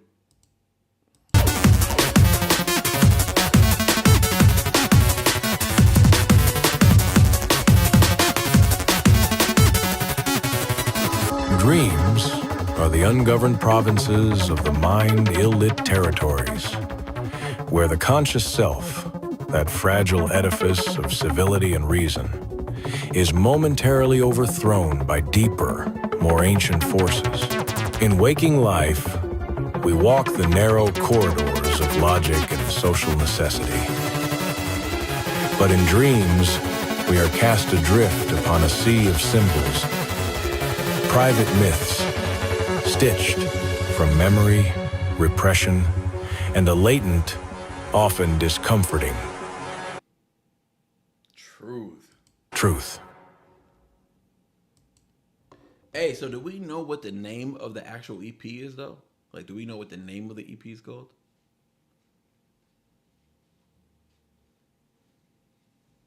Does anybody? I'm curious. Or they haven't put it out yet. We got 92 likes. Let's hit 100 likes. Anybody in here who hasn't hit the like button? We just need 8 of them.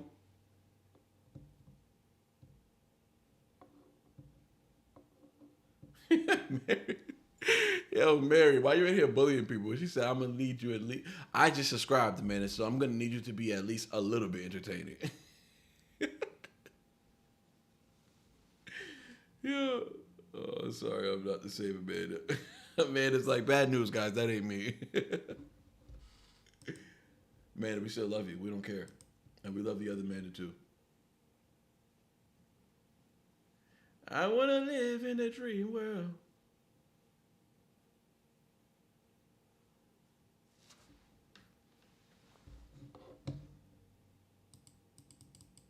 Hey, which chapters are we up to? Does anybody remember?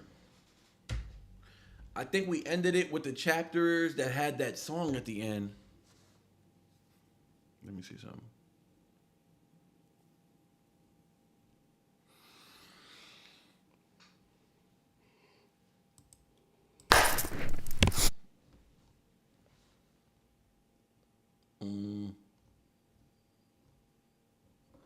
Dang.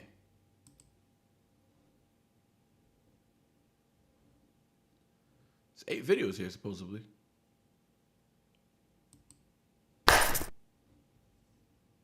Okay, found it. Oh wait, no, I didn't.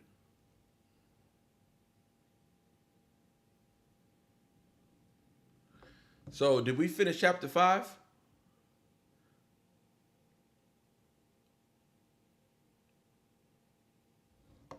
The EP's name 660? Oh, okay, cool.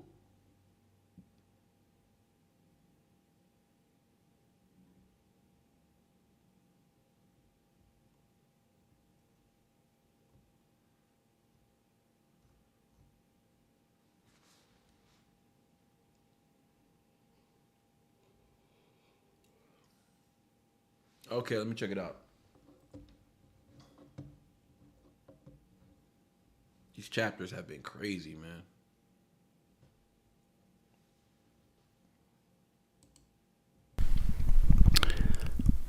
I tried to cling on to music in whatever ways I could during the time I was sick.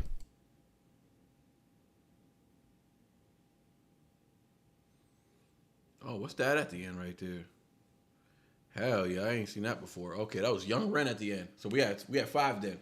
If I'm not mistaken, you're on 5. Yeah, I think you're right. Somebody said 5, but yeah. Tracy said you're on chapter 3. And I definitely passed chapter 3, Tracy. You might have missed that live. I think we did chapter 4 as well. So yeah, I think we're on 5. Lions Dead Rescue got a premiere in about 10 minutes. Anybody want to check that out? Make sure y'all go to Lions Dead Res page. He got a premiere going on. What you dropping, Lion? Let me go get the link.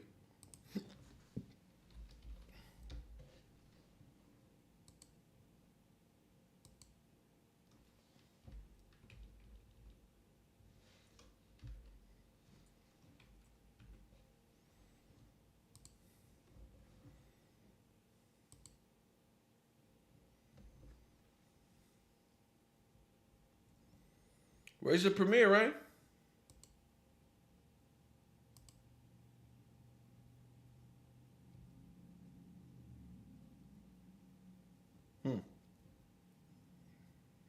I don't see it, my boy. I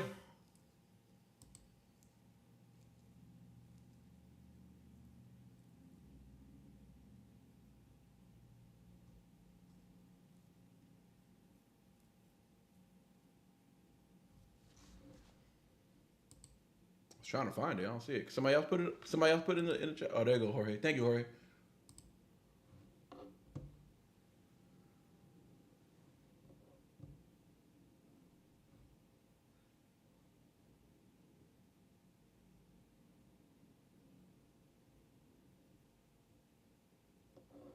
This one is tough, Lisa says.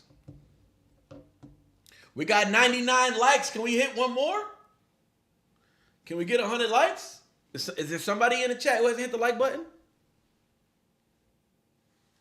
We got 99 likes, though.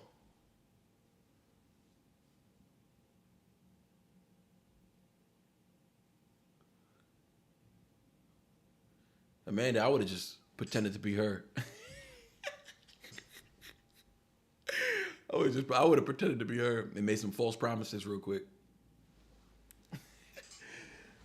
We hit 100 likes. Let's go. Within an hour and a half, we had 100 likes. Really an hour, because I was playing music for the first couple portions. Oh, 101 likes. Oh yeah, now we doing it. Now we doing it.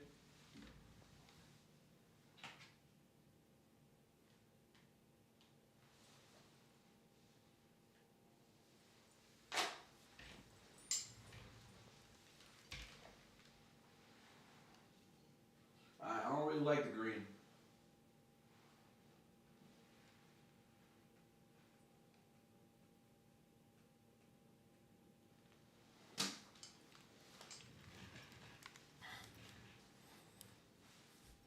I got 99 problems, but Ren ain't one. Hit me.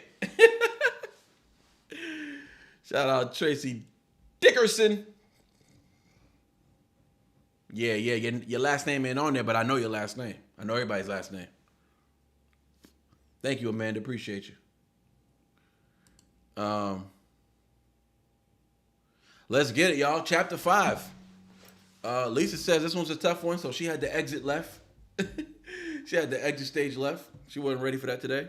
So I got my tissue ready. Anybody else? I would suggest y'all get strapped in. Yeah, we had 100 likes though. I'm completely satisfied.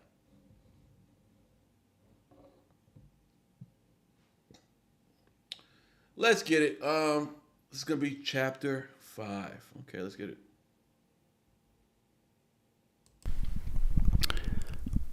I tried to cling on to music in whatever ways I could during the time I was sick. During my time in Brighton, whenever my energy would allow it, I'd get myself out into the streets and I'd go busking, about once every 3 weeks or so. It was my second year in Brighton, and I remember one evening heading home with my guitar and my busking amp after a couple of hours of playing on the street. I remember hearing this amazing ethereal voice while heading through the lanes, and I saw that it was coming from this 16-year-old kid. My bad. I tried to cling on to music in whatever ways I could during the time I was sick. During my... The Tulsi 1760, what's up? Thank you for joining us today. I know I'm butchering your name. The Tulsi? I know I ain't say that right. So I'm gonna call you 1760. What up, 1760? How you doing today? Appreciate you for pulling up, spending some time with us. We're doing a chapter series. Today we're gonna be doing chapter 5. And then we got some donos to finish up from last week. So anybody who had a dono request, it's probably gonna get done today. Well, you should be one of the 5 donos, and we'll move on because we got a NF live to get to at 7:30. Time in Brighton, whenever my energy would allow it, I tried to cling on to music in whatever ways I could during the time I was sick. During my time in Brighton, whenever my energy would allow it, I'd get myself out into the streets and I'd go busking, about once every 3 weeks or so. It was No way, young Ren. my second year in Brighton, and I remember one evening heading home with my guitar and my busking amp after a couple of hours of playing on the street. I remember hearing this amazing ethereal voice while heading through the lanes, and I saw that it was coming from this 16-year-old kid. I've always had a deep admiration and feeling of camaraderie for buskers. There's something about the willingness to be able to bare your soul to a street full of strangers that really moves me. I noticed that the kid didn't have an amp. He was singing totally a cappella, but you'd only hear him if you were within a few meters of him. I knew from years on the street and singing a cappella than myself that an amp can change everything. I had this compulsion to offer him mine. I approached him and I told him that if he plugged in and sang while I played guitar, the whole street would stop in its tracks. And I was right. His voice soared across the street and people started stopping. Not long after, we had the whole street's attention. Something quite magic was happening. This was the first day that I met Sam Tompkins, someone who would be integral to my whole... What? Sam Tompkins? Hold on.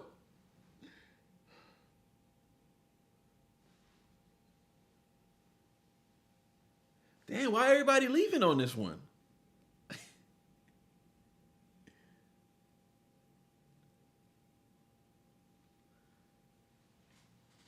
Damn. This must be a heavy one. But shout out to Sam. Look at young Sam Tompkins. Oh, my Lord. I'm blown right now. Started stopping. Not long after, we had the whole street's attention. Something quite magic was happening. This was the first day that I met Sam Tompkins, someone who would be integral to my whole life changing later on. He had a friend with him, this guy called Connor Honeysett, who would later go on to be my manager. For now, they'd just be a couple of teenagers that I'd have to help out on my way home. It's funny how life works like that. Wow. I kept up to date with what Sam was doing on social media. There was a part of me that felt like Oh, Connor was the dude that was chasing the car in So the Story Goes, right? Yeah, I was making fun of him in that video. I hope he don't hate me. I was just joking. Successes allowed me to live vicariously through someone else who lived an alternate reality where I never got sick. He was getting videos on SBTV, writing and featuring with some amazing artists, and there were quite a lot of similarities in our writing styles, and all at such a young age.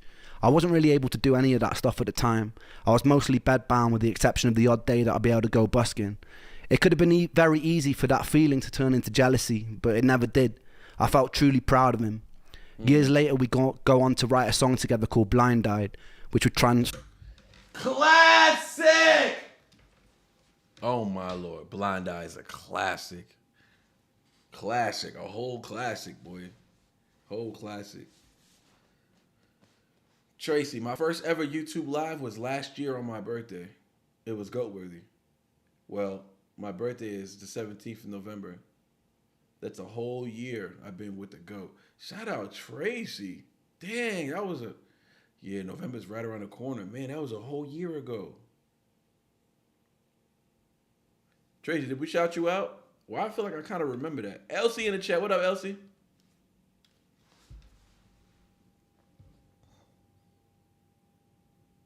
Look at young Sam, dog. So I like how he spoke about Sam, getting some traction, having some success, while he's more like bedridden almost. Like he's on, because he said he has some rare moments where he can go busking.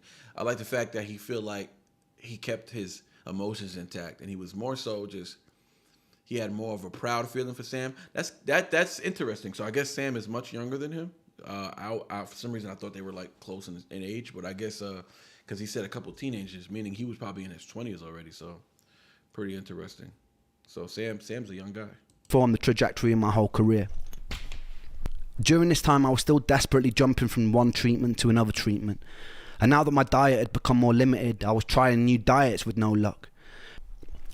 As the options in the alternative health world started to dwindle, I started searching for answers in the divine. In the former years, I had moments where I found myself sitting in churches, talking in tears to whoever might be listening, or experimenting with energetic healing modalities like Reiki. With time, my searching started taking even more unusual turns. I started looking to things like exorcists. Once you exhaust all rational explanations and treatments, the irrational suddenly starts looking more palatable. I had a skeptic's mind, but I had nothing to lose because there were no other good options.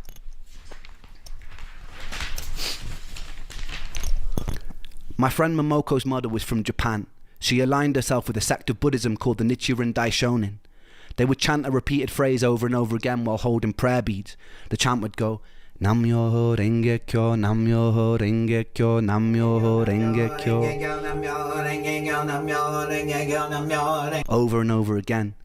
Its intention was to align you with your innate Buddhahood, to cleanse you of any bad karma and put you in alignment with your true destiny on earth, to find peace, to find tranquility. Momoko's mum gifted me with my own set of beads, and I began to chant every morning. Eventually I joined a group in Brighton after a serendipitous meeting with an incredibly eccentric, bright, colourful suit-wearing piano tuner. He spotted my beads and he grinned at me and he pulled out his own. We'd sit in a small group and we'd chant for hours sometimes. There was something comforting about trusting the course of my life and illness to an incomprehensible power outside of myself.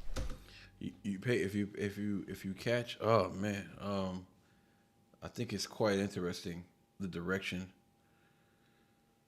I thought it was quite. I love how he's describing this because he's really taking you on the journey. He's really bringing you from a first-hand perspective. He's not so much telling a story. I would say narrating, but he's not really narrating either. I know, like, technically what he's doing is narrating, but I would say it's more so like narration from a first-person experience. Like, you know what I'm saying? Yeah, I really like that. I really like that. I like when Eminem raps like that sometimes. I like Ren raps like that too. I like when rappers rap from that firsthand, not firsthand, but like the first person experience, narrator at the same time. So you're storytelling, but you're telling your story, and you're telling it in a very descriptive, follow me type way. Like, even though he's using all these fancy words and he has high vocabulary, he's not. It's almost like he's giving definition to each word he uses, because what he's doing is describing the scenery. So when he applies these words to his description, you're not confused. You understand what he's saying because he's describing the scenery. It's so detailed. Yeah, I really like that. So I like how he verged off to the Buddha lane. It makes sense because when you I guess tried everything, right? Like he said, and nothing was working.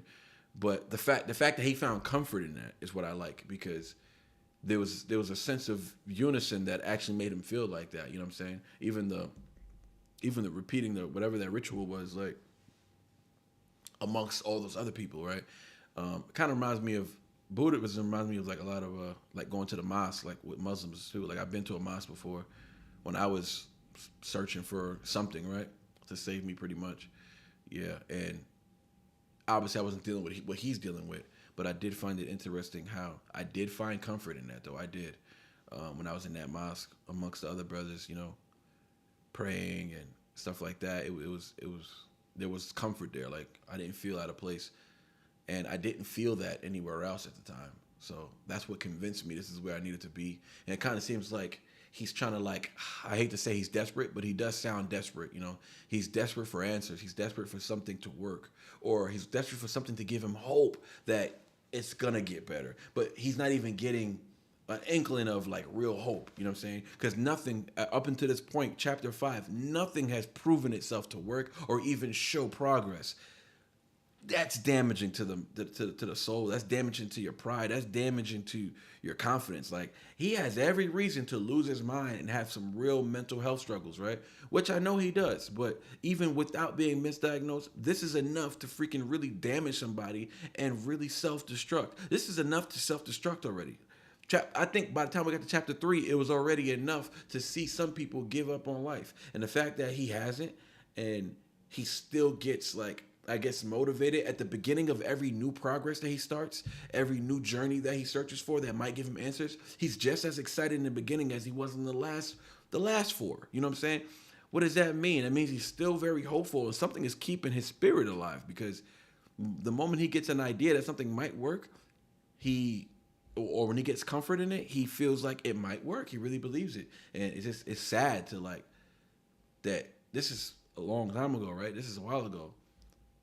This is still what's happening today. This is still part of his journey. Like, he's still, like, I know he knows what his issue is, and he's diagnosed properly now. He knows what his fight is, and there's no answer for, like, Lyme and stuff like that. But I know a lot of people was telling me that they used to have Lyme disease and they're cured from it. And I just wonder if I'm sure Ren has so many resources. He's checked this stuff out, but a lot of people has told me firsthand that they had Lyme disease and they did this and that, and they don't have it anymore. So I'm just like, whew. I'm sure Ren has the resources, though, to find out. It's just a level of severity. I think Ren's severity might be very high. I spoke openly in these meetings that I love feeling part of something, but that I really struggled saying with certainty that I believed in it. This was the issue I faced with every religion I temporarily aligned myself with, looking for answers. Something in me couldn't bring myself to take ancient texts as gospel, all too aware of how man twists so-called spiritual doctrines to suit his own power-hungry pursuits. I wanted divine proof. I sometimes screamed at the sky or the waves and begged for it. I was answered with sickness. If there was a creator, I was angry with it. The irony was that I envied people of faith. I felt like people who truly trusted themselves to a higher power seemed to possess a level of calm and acceptance that I didn't. One of my stranger encounters was going to see a shaman. The shaman, of course, was a middle-aged white woman in a quite nice-looking cottage in Brighton. She told me to lie down, and she proceeded to lean over my body and made noises like coughing up phlegm while speaking an unknown ancient language that seemed to include whistling noises.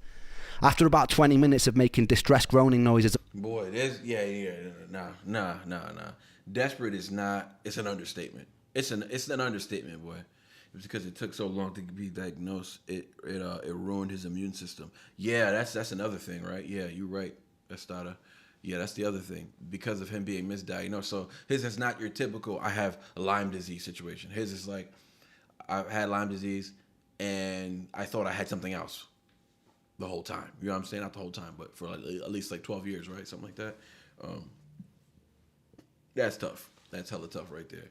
Because I guess he was just doing so much damage to himself while he was on a journey to find the cure or something that can slow things down or bring ease or comfort to his life. What the answers were not coming, and yeah, he was misdiagnosed. So yeah, that does have a lot to do with it.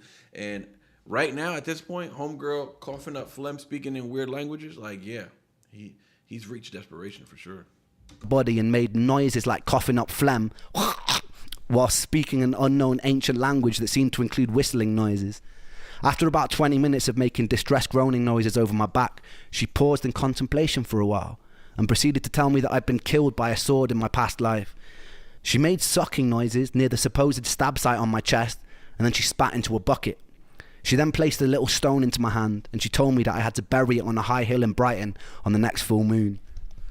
The most depressing part of this story is during the next full moon, I did indeed find a big hill. Oh man, it's not even funny, but it's like I'm laughing because like Ren, like it's just Ren. You know what I'm saying? Like he is willing. I'm laughing because like I'm not laughing like it's funny. I'm laughing because of course Ren would do that, right? Because he's willing to go to the edge of the world to fix something. You know what I'm saying? He's not gonna go a little bit. He's gonna go all the way. Like he's an all the way type of guy. He's gonna go to the end to solve this issue, right? And obviously this issue is his health in this case. And yeah, of course he went. I knew he was gonna say that. Of course he's gonna go to the top of his hill and bury the stone, right? It sucks that somebody has to go through all of that too. It's just the gift and the curse aspect of it. It's like, man, look at the success he has in his life, right? I know it's like, oh no, but success doesn't mean anything. Well, no, the point is he would still be dealing with this illness, whether he was successful or not. So the fact that he is successful, he is able to have all these resources to feel better. And even though he hasn't been successful in finding the cure or finding things that can, dwindle down and make him feel at ease for some days. He's in constant pain and always exhausted. Like the fact he has to deal with that, it's the resources that it's the fans, first of all, it's the Renegades, but it's also him having the ability to have the resources that keeps him going, that keeps the engine running, right? It's not a brand new engine, but he's able to get an oil change every day. You know what I'm saying? He's got a lot of tread. There's a lot of miles on that vehicle, but he's able to switch the tires every day. As soon as they run low, he can switch the tires. There's many things to it, and he could also tint the windows completely black, where if he doesn't want to face the world, he could just go into his cocoon and just be away from everybody, right? So there is certain things that he has that some people in his position don't have access to. But it's not to mean, he doesn't have it as hard as anybody else. It just means that God is preserving him and keeping him strong and keeping him alive why? Because he's a symbol. He's a symbol for those who are struggling getting through it, right? He becomes the strength. He becomes the source for those people to keep going and to feel like they can do more and to not, mope and kick themselves while they're down, but also when they are down, being okay with being down, being okay with just like, I'm calling today off, like I'm gonna go lay in bed today. It's okay to do that sometimes and kind of like regroup. Some people step out the house and they're completely exhausted and they can't do anything else that day, or they exude all their energy, right? We had our homegirl Catherine on Faces to Names last Sunday, and she spoke about the adventure was her going to the grocery store. By the time she gets home, she's done. Her activities are done. She's exhausted, and she's done for the day. She can't do dishes. She can't do anything around the house. She has to rest. And I would imagine Ren goes through a similar thing. You know what I'm saying? It's similar for him. Like I just feel like Ren is the same way. You know what I mean? And like he really exudes his energy a lot. You could tell like the videos and the performance and just the flying around, period. I'm tired when I fly. And every flight for him is long as hell. Because no matter where, every time he flies, he's flying to New York, or he's flying to Mexico, or he's flying to, LA. I don't know where he flies to, but I'm just saying he flies a lot, or I don't say he flies a lot, but when he flies, it's always far and it's exhausting. So, and then he has to record music. Like, sometimes I want him to slow down. I'm not even gonna lie. Sometimes I want him to just like, take it easy, you know what I'm saying? I get worried for him. I'm not even gonna lie, I do. And listening to these chapters now, it's like I'm getting more familiar with him, and it really worries me. Honestly, it just worries me more, and I would hate for him to hear that, right? Because I think the last thing he wants is pity. Like he's such a stand-up guy. He doesn't want pity. He wants you guys to be strong. So he doesn't really want you to feel bad. You know what I mean? So I almost feel bad saying that, but yeah, I do feel bad though. I do. I really do. Ren has built a beautiful community already. Yeah, I mean he's the man. He's probably he's built one of the greatest communities for sure. Hog Fam's incredible too, man. I was talking to Tom McDonald last night, and I had to tell him that one of his fans, Nicole, sent me 15 albums with all his signatures on it. She had 2 of each, and she decided to give me 1 of each of them. I got a packet with a bunch of albums with his signature, Nova's signature, Adam Calhoun's signature, and Madchild. I told him that. He was blown away. He said, wow. Like, he was blown away. I was glad I told him because he was very appreciative of it. Yeah. I told him who it was, too, and I sent her. When I said who it was, I tagged her in the message in case he wanted to, like, I don't know, thank her or hit her up. Knowing time, he probably would do that. But as far as, like, communities, like, yeah, Ren, he's just, the community is just different, man. It's just different. Them two have, like, I'd say they have the strongest communities. The Stans are strong, too, but they don't, Eminem doesn't rally his troops like that, you feel me? He does when it's time to do something, but he's such a mega star. It's hard for him to really be personal with his fans. Ren, Tom, they're so, like, face to face with their fans, like, yeah, it's awesome. But a mechanical analogy. Yo, Jay, did you like the analogy? I was freestyling. It was just, listen, it could have been, if I had more time to think about it, Jade, it would have been smooth. It would have been smooth. It would have been smooth, but hey, that's all I got. Yo, don't judge me for all my analogies, y'all. All right, let's keep it rocking. Bury it on a high hill in Brighton on the little stone. It was a stab site on my chest, and then she spat into a bucket. She then placed the little stone into my hand, and she told me that I had to bury it on a high hill in Brighton on the next full moon. The most depressing part of this story is during the next full moon, I did indeed find a big hill, dug a small hole, and I buried the stone in it. Surprising to say, fuck all happened. It was this journey into the spiritual unknown that led me to a very unsettling experience. I located a therapist online who had claimed to overcome ME herself. She specialised in it and dealt with people's past trauma, but also worked with energies like Reiki. I had to get the train to where she lived. She met me in the car and drove me in silence back to hers. There was a bit of an unusual energy about her. I've always been really good at reading people. I can't quite explain it, but sometimes when I meet someone, it's like I have a sixth sense for whether or not they'll play a significant role in my life. This person's energy felt alien to me. When we arrived at her, she told me that she sometimes would consult with her horses about people's health conditions. It was at this moment I knew that she was probably insane. Nonetheless, I shared a lot about my life. We got into the trauma of living with sickness, what it was like to constantly mourn your own life. It was comforting at first, and it felt like a safe space, until it got a bit weird. One day she offered me a glass of water before a Reiki session, and during the session I fell into a deep sleep. When I came around, multiple hours had passed, which was peculiar for me. I usually have issues with sleeping and couldn't drift off, particularly not in unfamiliar environments. She assured me it was total normal and to get plenty of water, and I thought nothing of it. I'm telling you, bro, when you're desperate, you become almost naive. You know what I mean? And Ren is doing things in this setting right now that I am sure, as bright as a young man he is, especially at this time, he would be more precautious about it. He'd be more cautious about it, right? He'd be more like curious to like, I didn't even see you pour that water, so I don't know if I'm gonna drink that. You know what I mean? I find that interesting. I do. I find that interesting. So it shows you when we're all. It's kind of a way to look at life. When we're all desperate, you know, when we're all desperate, we do things that is outside of ourselves. You know what I'm saying? Because let's be real, that wasn't too smart for him to do, right? That wasn't too smart. But it's not a matter if it was too smart or not. It's about understanding the situation and everything he's faced so far. And it's kind of like he almost has a what do I have to lose mentality at this point, right? And even if things go bad, oh well, it ain't like my life was getting better anyways, right? So he's kind of have that, and that's a dangerous place to be. For good or for worse, it could be like a really good thing when you're at the edge like that because you're a risk taker and the right move might put you in the lead.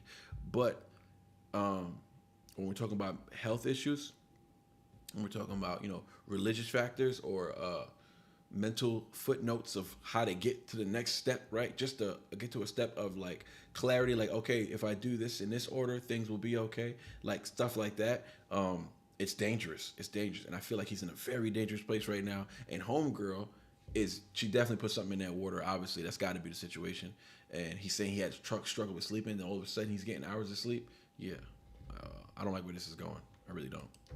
Session, and during the session I fell into a deep sleep. When I came around, multiple hours had passed, which was peculiar for me. Carrie Stark, what up? I usually have issues with sleeping and couldn't drift off, particularly not in unfamiliar environments.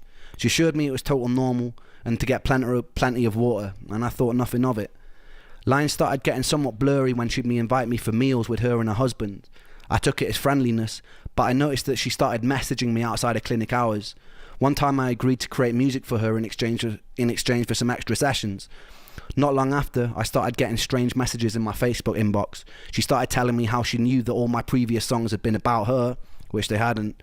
When I dismissed this, she would sometimes message me saying that she was outside of my house, telling me that our souls were bonded and that bad things would happen to me if we weren't together. To put it lightly,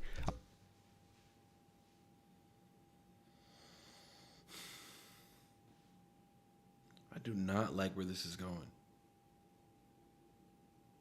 I don't like where this is going.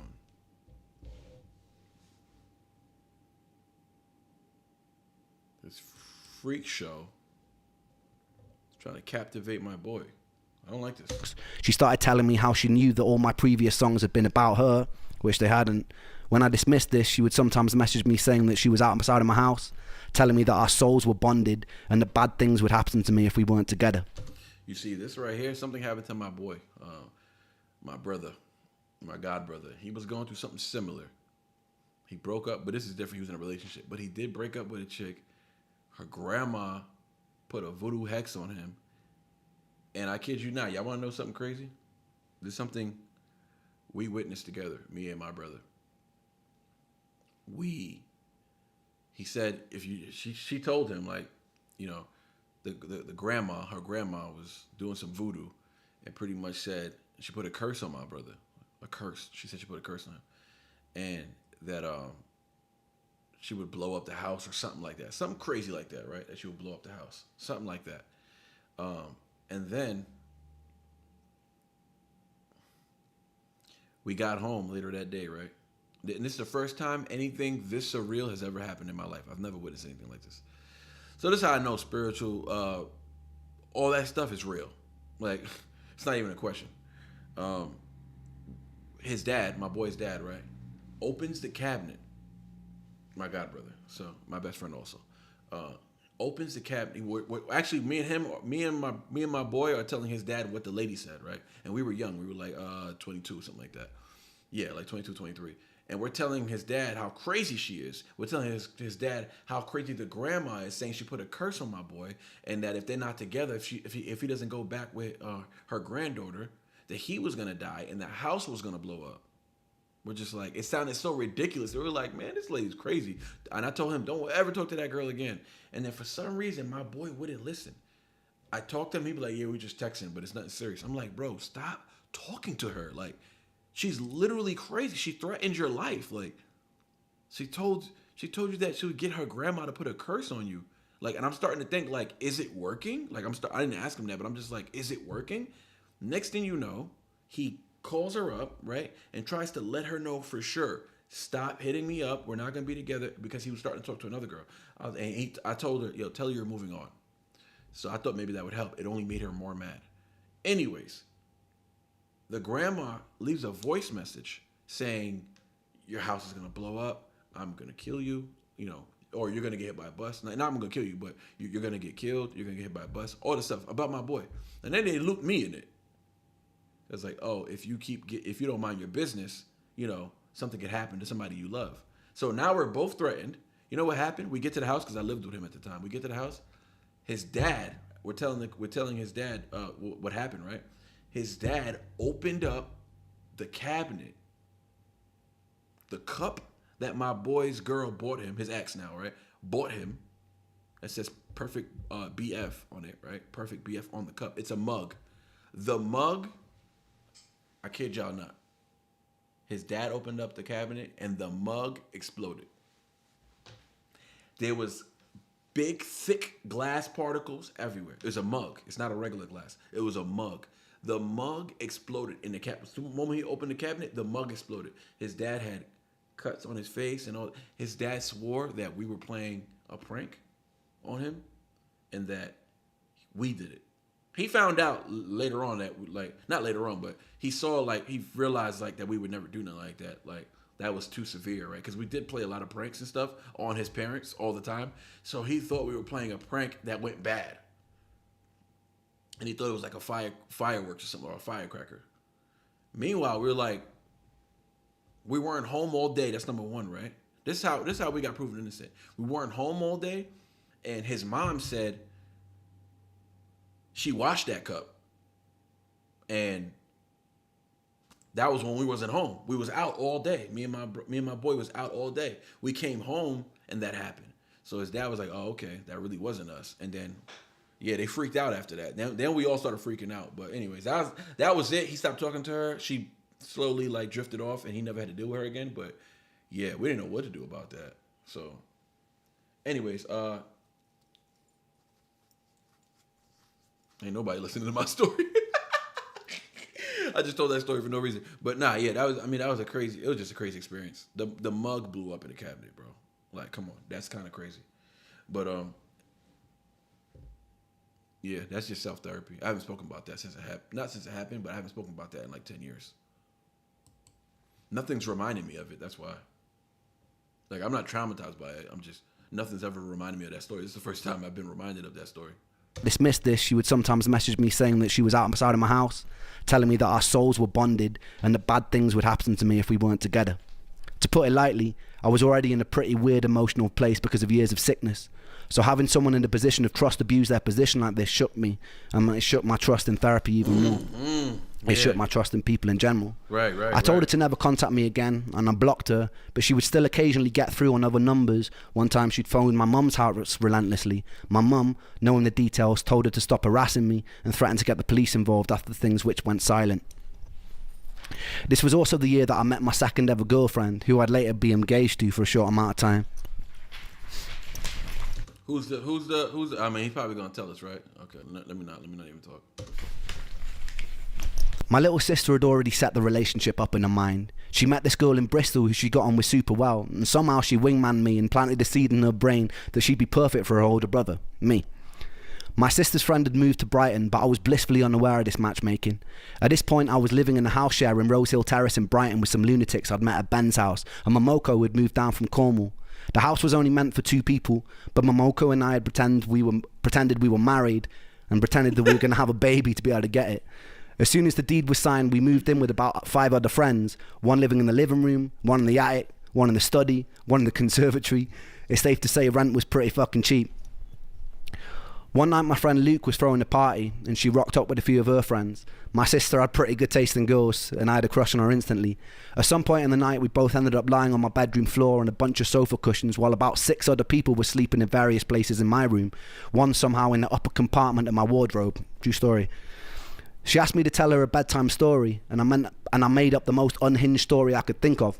By some sort of miracle she found my madness endearing and we ended up kissing a lot and staring into each other's eyes till we fell asleep. It's strange navigating a relationship when you're sick. I couldn't go out to eat at restaurants because I was allergic to everything. I didn't have the energy to do most normal things that couples do. Some days I'd be so full of brain fog that my personality disappeared, and it was hard to explain that to someone without them thinking that maybe you were just being a bit off with them. I think losing Joe, losing Callum, losing the record deal, losing my last girlfriend, it had all made me wary of getting attached to good things. Damn. That's a lot in a certain time span. That's too much almost. That along with dealing with everything he just mentioned. Any healthy person, that's a lot for any healthy person to deal with. The fact that he was dealing with everything he was dealing with, and then he had to go through all of that as well. This dude is just wired differently. Like, sometimes I feel like he knows, and then sometimes I feel like he questions it. Like, he questions his impact almost. It's like he knows he's responsible for certain things, and he knows that people look up to him, and he knows that he's a leader in this world, of course. But sometimes I think he underestimates his own possessions. Like, the things he possessed, the skills, the gifts. Like, he's more than music. He's he is personality. Like he is personality, as meaning everything that creates his makeup is significant to everybody who follows. So certain aspects of his life is not favored or admired more than the others.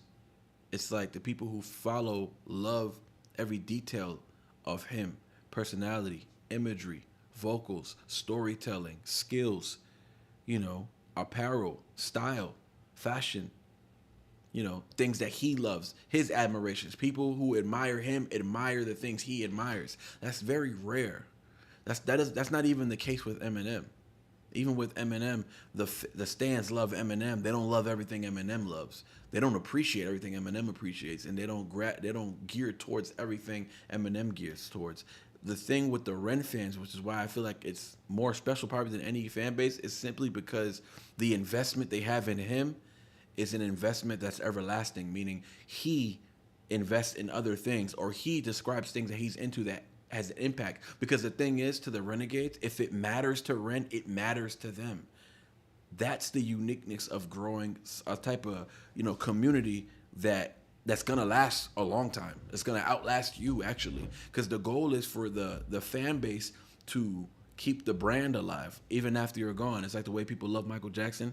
He did something good enough so that people still love him even though he's not here, even though they can't hear his voice again for new. You know what I'm saying? They can't hear new songs.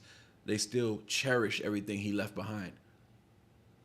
Not every celebrity or not every artist can say the same. You know what I mean? Will your work be cherished when you're gone? Will your personality that once lived here on earth, will that be still cherished and spoken of in a great light, in a way where most people don't have? People freaking lose family members and don't ever talk about them again. Sometimes because it's too hard to talk about them. Sure, I understand that. But the truth is, some people just haven't done much on this earth. You know what I mean? The hard, ugly truth is that some people waste their lives. The hard, ugly truth is that some people waste their gifts. They waste the things that they're gifted with, the things that they're born with. And everybody has something. Sometimes it's not an actual skill. Sometimes it's just a presence alone. When you have a presence of leaning, meaning some people just want to lean into you because you walk with a type of glow, with a type of energy that people feel like either they can confide in you, that's a gift in its own, or there's something that you do that you exude through energy that people attach themselves to. Ren is all of those things, if I'm being honest. His presence alone is capable of still attracting lost souls, and those who are lost and didn't know they were lost. Sometimes people find out they're lost when they listen to Ren. I was just doing reactions, and then I found out that my passion cannot be left behind. My passion of writing music. No, I'm not as, I'm not Ren. I'm not Eminem. I'm not, Tom McDonald or these guys. I'm not a writer like they're writers. I don't, you know what I'm saying? But at the end of the day, I'm proud of the things that I collect and the words that I put together and the stories that I tell, right? Because it's mine and it's true. You know what I mean? So when you think about it in that way, I was lost and I didn't realize it until I heard Troubles. When I heard Troubles, I found myself again. Why? Because I found my passion again. It was the same passion I had a life ago before I was born again. And that meant something to me, and I let it go, and nothing brought it back but Ren. You know what I'm saying? Ren himself brought it back. And I'm just like, man, so like I said, people who are lost feel like they can, they find themselves, but also people who thought they knew what they were doing found out they did not actually, and they needed to work on themselves, because Ren forces the world to look in the mirror. He puts up the mirror and he forces you to look at it.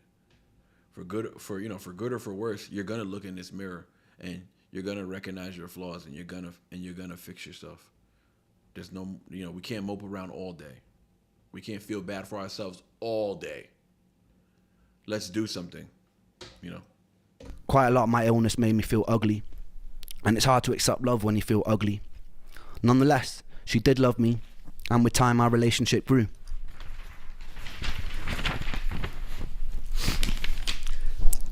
It was around this time I was contacted by a woman called Jennifer Breer, an incredibly inspiring woman whose journey seemed to parallel mine. She was an incredibly ambitious PhD student at Harvard who one day was struck down by a mystery illness that confined her to a wheelchair. She spent most of her life tirelessly searching for a way out. She was doing a Kickstarter to raise money to make a film called Canary in a Coal Mine. It would later go on to be renamed Unrest, and it would go on to win multiple awards, and it's still watchable on Netflix to this day. It's an incredibly important and very moving documentary about the horrors of living with ME. I recommend everyone checks that out. At the time, I started health blogging. I created a series of video diaries that I named Me versus ME. It would be a video document of my What is this? What is this right here? Me versus ME?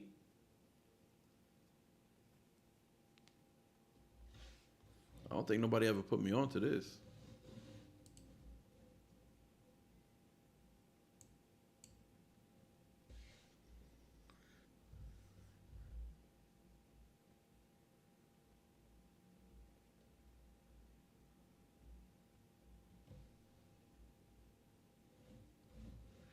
Mama Bear, what's up, Mama Bear? How you doing? Many in his condition aren't taken seriously. We get tossed to the side. It's another thing that makes him special. He made it shine. He made it and shines a light on it at the same time. Yes, Ren hasn't my journey into becoming a better person.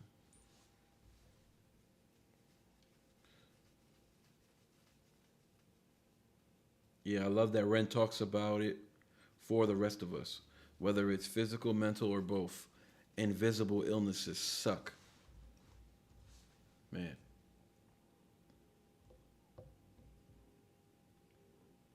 No, I'm aware of that, LC. I mean, what is that documentary? Me versus ME. Like I haven't heard like the project Ren is talking about. I know what ME is. I was just wondering, like, what was that project? I haven't heard about that. He said he created a documentary. Let me run it back a little bit. Maybe I misheard him.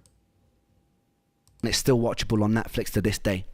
It's an incredibly important and very moving documentary about the horrors of living with ME. I recommend everyone checks that out.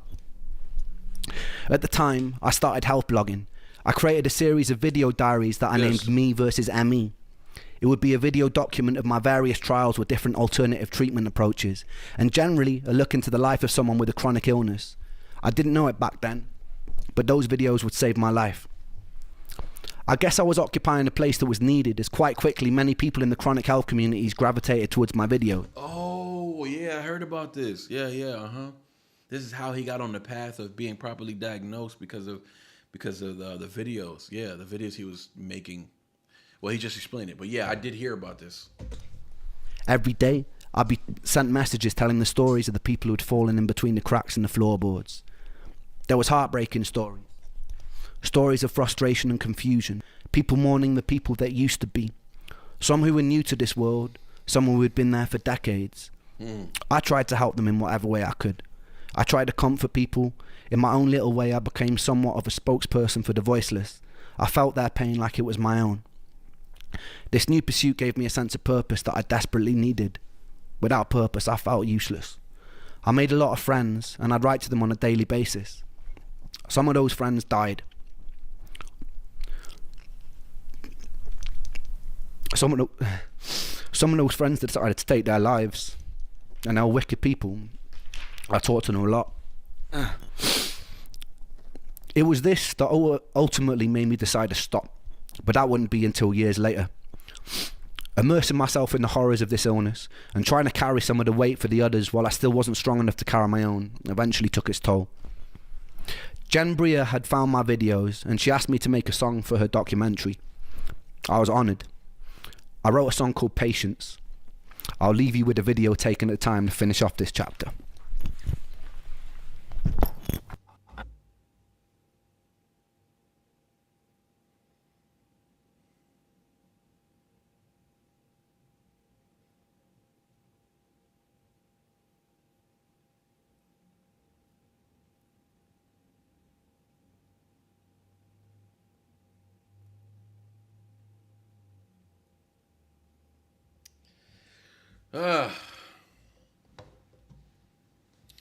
Okay, so we're about to get into, I guess on the next chapter we'd be getting into more of the details about what that relationship with Jenna actually blossomed into.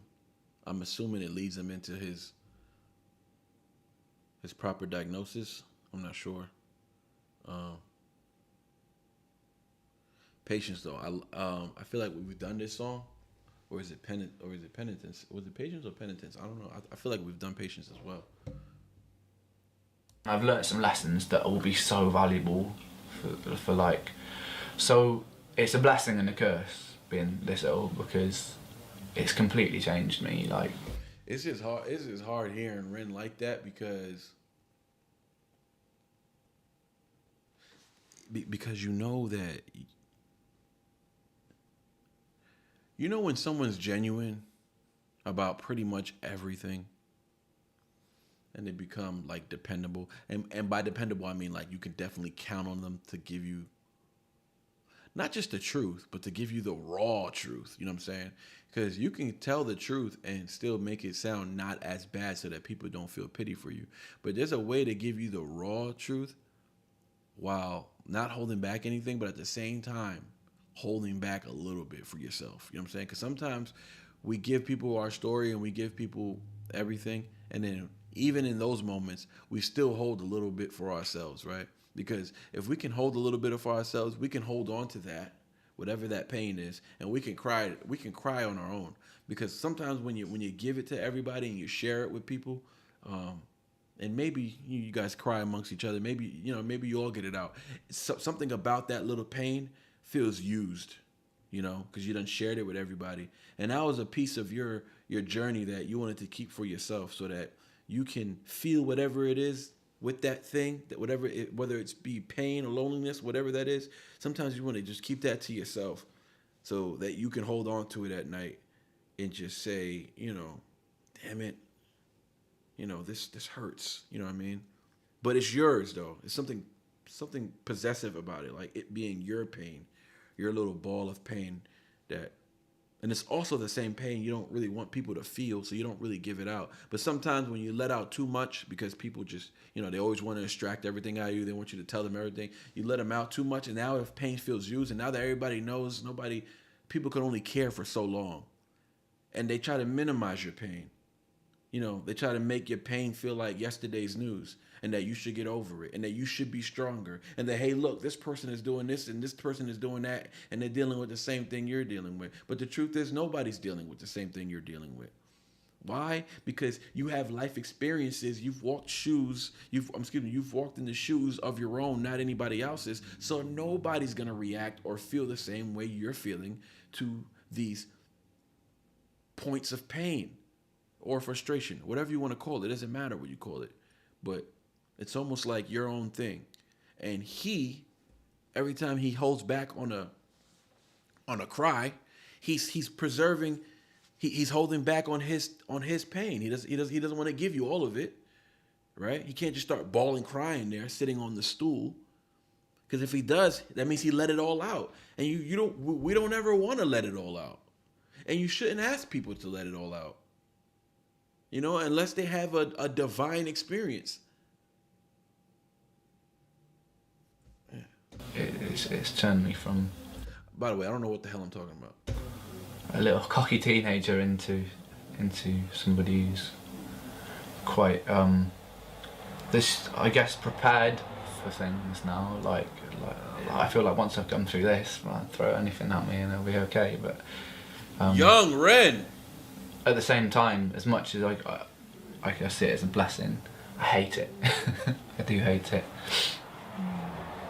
I think it was Thomas Edison that was like, I haven't failed, I've just found 1,000 things that don't work, which is kind of nice to look at it that way, like I'm just eliminating things.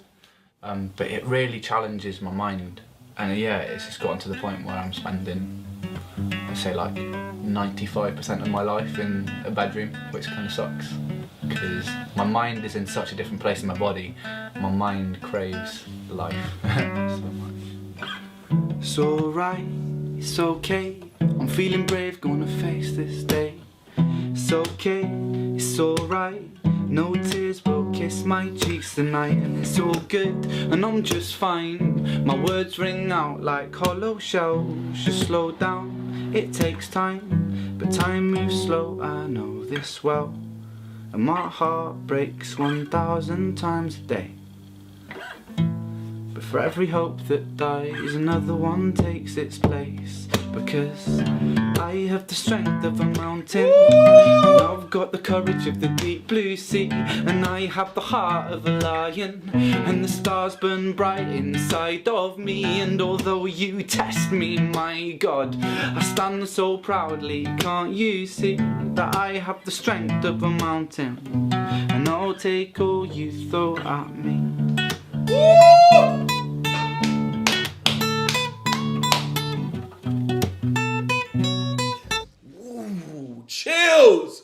Chills right now, boy.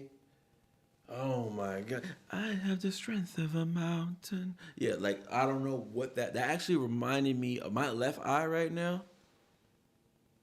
Glassy. I don't know why, just my left eye, but probably because I had this one closed, so I wasn't letting it gather enough water. But yeah. That did remind me of a song. Like, what song am I thinking of? Anybody with me on that? The beginning of that. Ron Raspberry, what up, brother? The beginning of that just reminded me of something. I have a strength of a mountain. That reminded me of a classic song. I don't remember which one, but. I'm just fine. My words ring out like hollow shells. Just slow down, it takes time, but time moves slow, I know this well. And my heart breaks 1,000 times a day.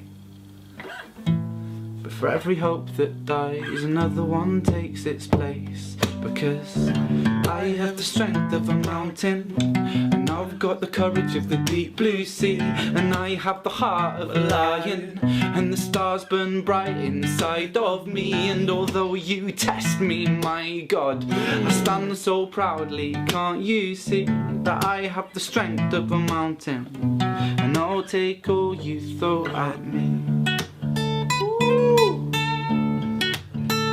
Oh!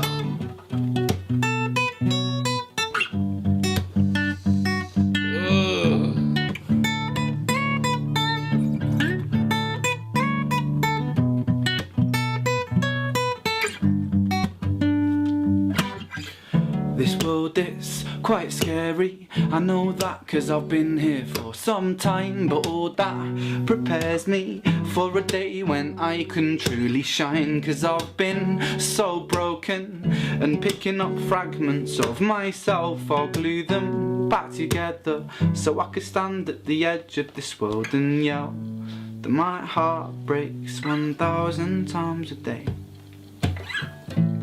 For every hope that dies, another one takes its place. Because I have the strength of a mountain, and I've got the courage of the deep blue sea, and I have the heart of a lion, and the stars burn bright inside of me. And although you test me, my God, I stand so proudly. Can't you see that I have the strength of a mountain, and I'll take all you throw at me.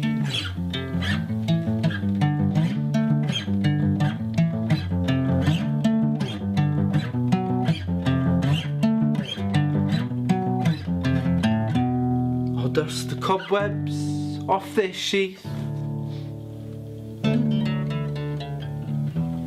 and I'll take the sword of my belief, and in this storm I will not flinch, and I will not move, no, not an inch. One more time. Because Yeah. I have the strength of a mountain, I've got the courage of the deep blue sea, and I'll have the heart of a lion, and the stars, they burn bright inside of me. But although you test me, my God, I stand so proudly. Can't you see I have the strength of a mountain, and I'll take all you throw at me.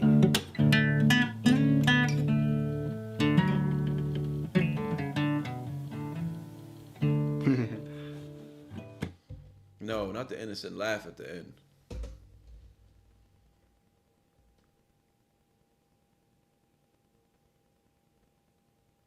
Me versus me blog.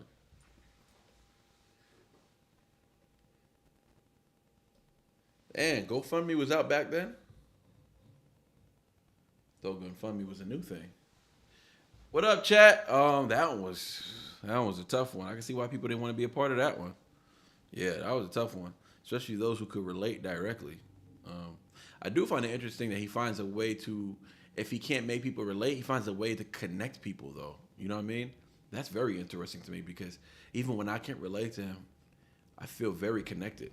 Very connected. Like, it's like he has a pain of suit and we just wear it. You know what I'm saying? We wear it. We just wear his pain, but we'll never truly feel what it's like inside, you know, what it's like inside for him.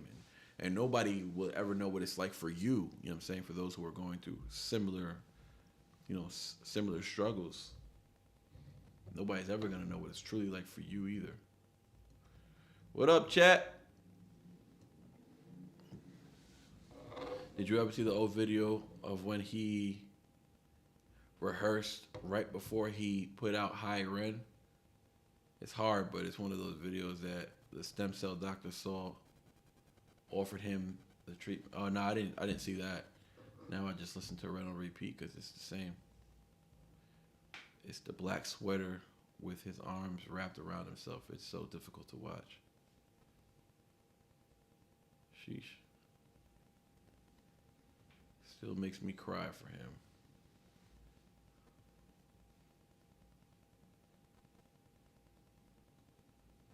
I think we could all relate to his struggle in one way or another. Yeah, I mean, I was just saying that. Yeah, exactly. I'm with you on that. Have you guys watched Crutch? It really makes me cry. Want to hug Ren. Yeah, I watched Crutch and I'm with Kate. Like, it's so beautiful and terrible at the same time. I watched Crutch for the first time. I think I've only watched it once.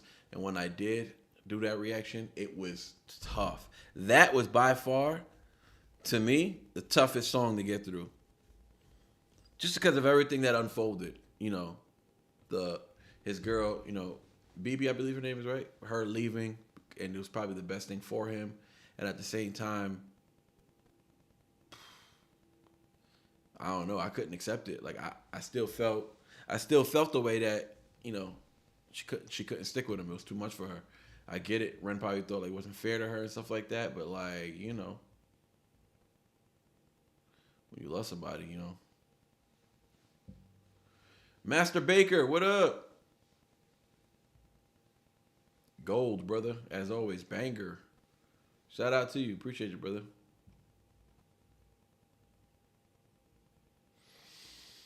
So many people struggle with pain, fatigue, and general feeling of being unwell without answers. It takes a toll mentally for both the patient and the family caregivers. Imagine being uncomfortable in your own body every single day with no answers, but you look normal. So people whisper lazy, faking. Still in pain, you feel worthless, useless, and immense guilt for being a burden. Yeah. Maybe they'd be better off and they find you one of Ren's songs and don't feel crazy or alone anymore. Yeah, I'm with you on that, Mama Bear. This song is top 10. Could have been a big hit. Yeah, this one, yo, Jade, are you talking about this one? I agree. AJ Golf DLB, what up? How you doing, man? You new to the chat, brother? Master Baker, you new to the chat? Just want to shout you guys. If you're new to the chat, just want to shout you guys, show you some love. Appreciate you. Make sure you hit that like button when y'all come in. Let's see if we can hit 125 likes. I think it says 124.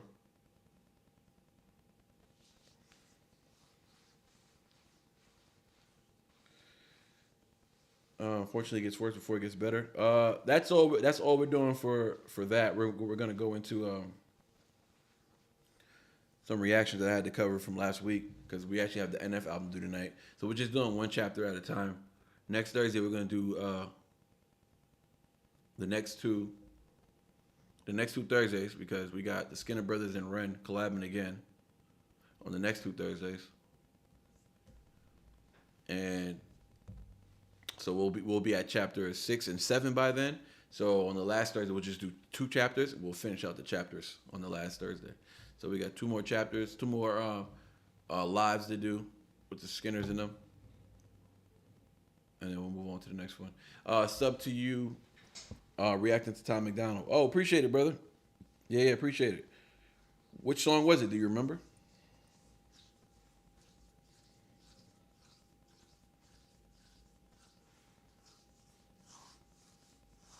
Yeah, welcome, brother. Appreciate you. 125 likes. Let's get it. People being real ignorant outside right now, and I don't love it.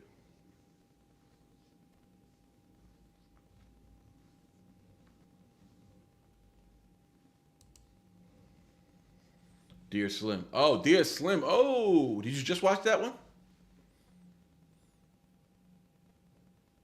God mode, 350K. I think God mode is past 350K, James, but you might be right. That's going to be my first video to hit 1 million at some point.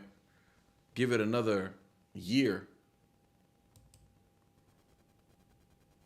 I don't know. People might really start watching a lot of my time stuff because I'm dropping we're doing an interview. I know some of y'all already know. I got me a time interview in the works right now, man. An in-person interview. He hit me up and he just showed me a whole bunch of love, man. That dude is different. That dude Tom is different, man. He's as big as he is. He's bigger than all these guys, right? He's more popular than Ren. Like, I love Ren, but, Tom, he's more popular than Ren. He's more popular than, on YouTube. As an independent act, he's just more popular than Adam. He's the most popular rapper dude on YouTube, like he is. So for him to be, I make that point because for him to be that big, you would think he's the last person a YouTuber can get in contact with. And he doesn't really, he's been betrayed a lot, which is what, Adam kind of spoke to me about. Like, you get, when you're an independent rapper, you get betrayed a lot by people. You try to help out reactors, and then some of these reactors flip-flop, and they just betray you. They're just 1 minute they're praising you, giving you love. Next thing you know, they're just running your name through the mud. I don't think Ren really deals with that a lot, but I do think though, when it comes to Ren, I do think, y'all know who's real, who's fake, but yeah. But I would think with Ren, I think people act like they love Ren, and I don't know what it is, because it's like people swear up and down about Ren, and the next thing you know, it's like they only talk about Ren when Ren's putting out music. Let's put it that way, right? Like that's how I feel about certain reactors, right? Not none of my friend reactors, not the guys that I rock with, but certain reactors. I've seen it. Like they 1 minute they're like, yeah, Ren is the GOAT, blah blah blah. Next thing you know, they're saying, yo, who's the best UK rappers, and they don't even mention Ren. So I'm just like, that's just, to me, that's just, I don't know, that's just fake. That's just fake to me. You know what I'm saying? So I gotta be real, man. I gotta be real. And the reactors I'm talking about, I don't collab with them. I don't know them. So yeah, I ain't gotta worry about nobody that be around me, because it ain't none of them. But yeah, Dax is the realest, most legit artist. I rock with Dax. I've heard like 3 songs. I really love his verse on Black and White. I think I did Devil something. I can't remember. But Dax, he's not independent no more. You know what I'm saying? And not only does he copyright all your stuff, but like, it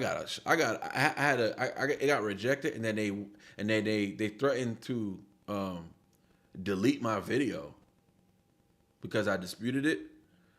So I'm like, they was like, if you don't remove your appeal, we're gonna delete your video and you're gonna get a strike.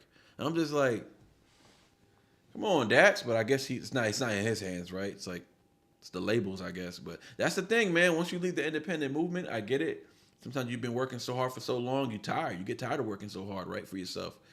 And you just want, some upfront money, or some, money that he might have got a bag that changed his life for the better. You know what I'm saying? So I'm not knocking it, but it just sucks. You know what I'm saying? I be wanting to react to him, but every time I react to him, it gets demonetized. Or if you're not paying attention to your emails, you're gonna get a strike, because they only give you like 72 hours to remove the dispute or whatever. And if you don't remove it in time, your video's gonna get deleted, so that hurts the algorithm when you get videos deleted, and then you're gonna get a strike on your channel. So it's like I be too dang scared to react to Dax because I don't be checking my emails all the time. That's not what I do. I just, I have fun and I react. I don't be all up on my emails, checking my analytics. Like I don't do stuff like that.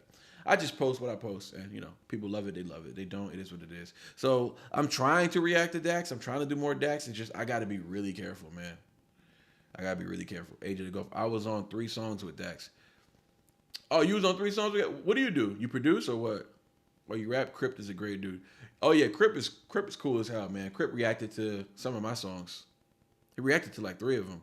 One day I just asked him if he would react to them. He just did it. Yo, I guess he was just in the mood. But he knew who I was. That's why I thought that was cool. He was like, "Oh yeah, you react to," I forgot who he saw me. I think he said Eminem, but he saw me reacting to somebody. But he kind of knew who I was. He didn't know who I was, but he kind of knew who I was. He knew I was a reactor or whatever, something like that. So I thought that was cool. And he reacted to like 3 of my songs. Him, a few other cool guys out there, man. There's a lot of good guys out there, a lot of good reactors out there. Crypt is definitely one of them. I like Crypt a lot. I think he's just a solid dude. Rapper, songwriter. Oh, okay. Let me look. Is this your creators channel that you're on right now, or is this just like the channel you go on when you be talking crap in people's lives? Your incognito channel. I'm just joking. I gotta chill because people don't be knowing I be joking. I ain't got the strength of a lion.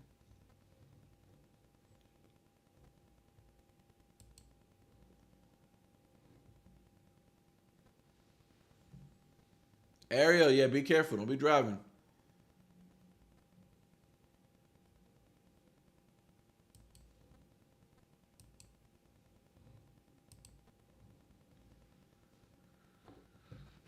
I got songs on here. It's one of them. Okay, cool. What tracks do you want us to request the most? What you mean, James? You mean like from Dax? Y'all can request whatever you want from Dax. I mean, I'm not taking a request right now, but y'all can request anything you want from Dax because I don't know his catalog, so I couldn't even tell you. I couldn't even direct you in which way. Oh, for other reactors to react to. Yeah. Black Republican. As soon as that drop tomorrow, I want y'all to get on it if you can. For those who can afford it, obviously, because a lot of reactors, they're not going to do anything unless you pay for it. But yeah. No Life Shaq reacted to me. Yeah, No Life Shaq. That's literally the king of reactors. No Life Shaq is the pinnacle of reactors, dog. I do like him a lot. I like him a lot just because he's genuine. He's just having fun. You know what I'm saying? But yeah, once Black Republican drops tomorrow, guys, jump on it and get these reactors to react to it, man. Jump on everybody though, man. That's why I'm dropping it tomorrow on Friday because a lot of these big reactors like Crypt, Anthony Ray, Black Pegasus, they be going live on the weekends. So if y'all can catch them on a live, maybe they'll react to it. I don't know what they charge to drop it on their channel. Like Anthony Ray reacted to mine and he just dropped it. I had to pay him or nothing. He reacted to mine and he dropped it on his channel. And it got like 3,000 views. So I was like, hey, that helps out me a lot. You feel me? Let me see.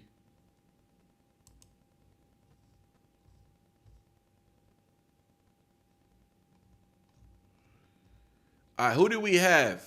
I know Rob Skirt is in here. Rob.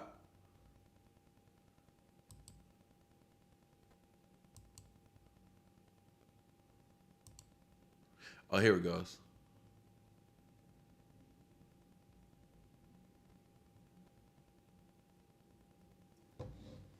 Rob Skirt gave me one.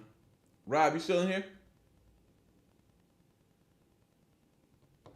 I know Rob wanted to do Crucifix by Blues Sermon. And then we had Sheeple by Tom McDonald. And then we had Victory Lap by Tadashi. Don't know who that is. We had Hobson, Nocturnal Rainbows. James, did you have anything?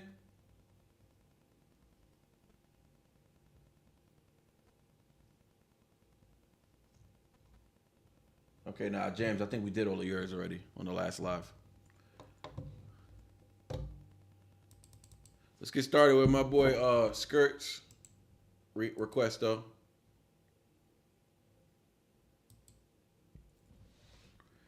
Appreciate y'all being here. Oh shoot, is there a video? Without Crucifix, Sinner's Sermon. Blue Sermon. Yeah, not Sinner's Sermon. Blue Sermon. Okay.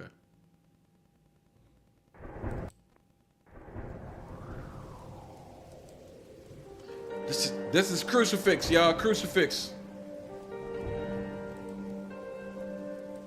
Now, James, I just looked at the list. I don't see you on there.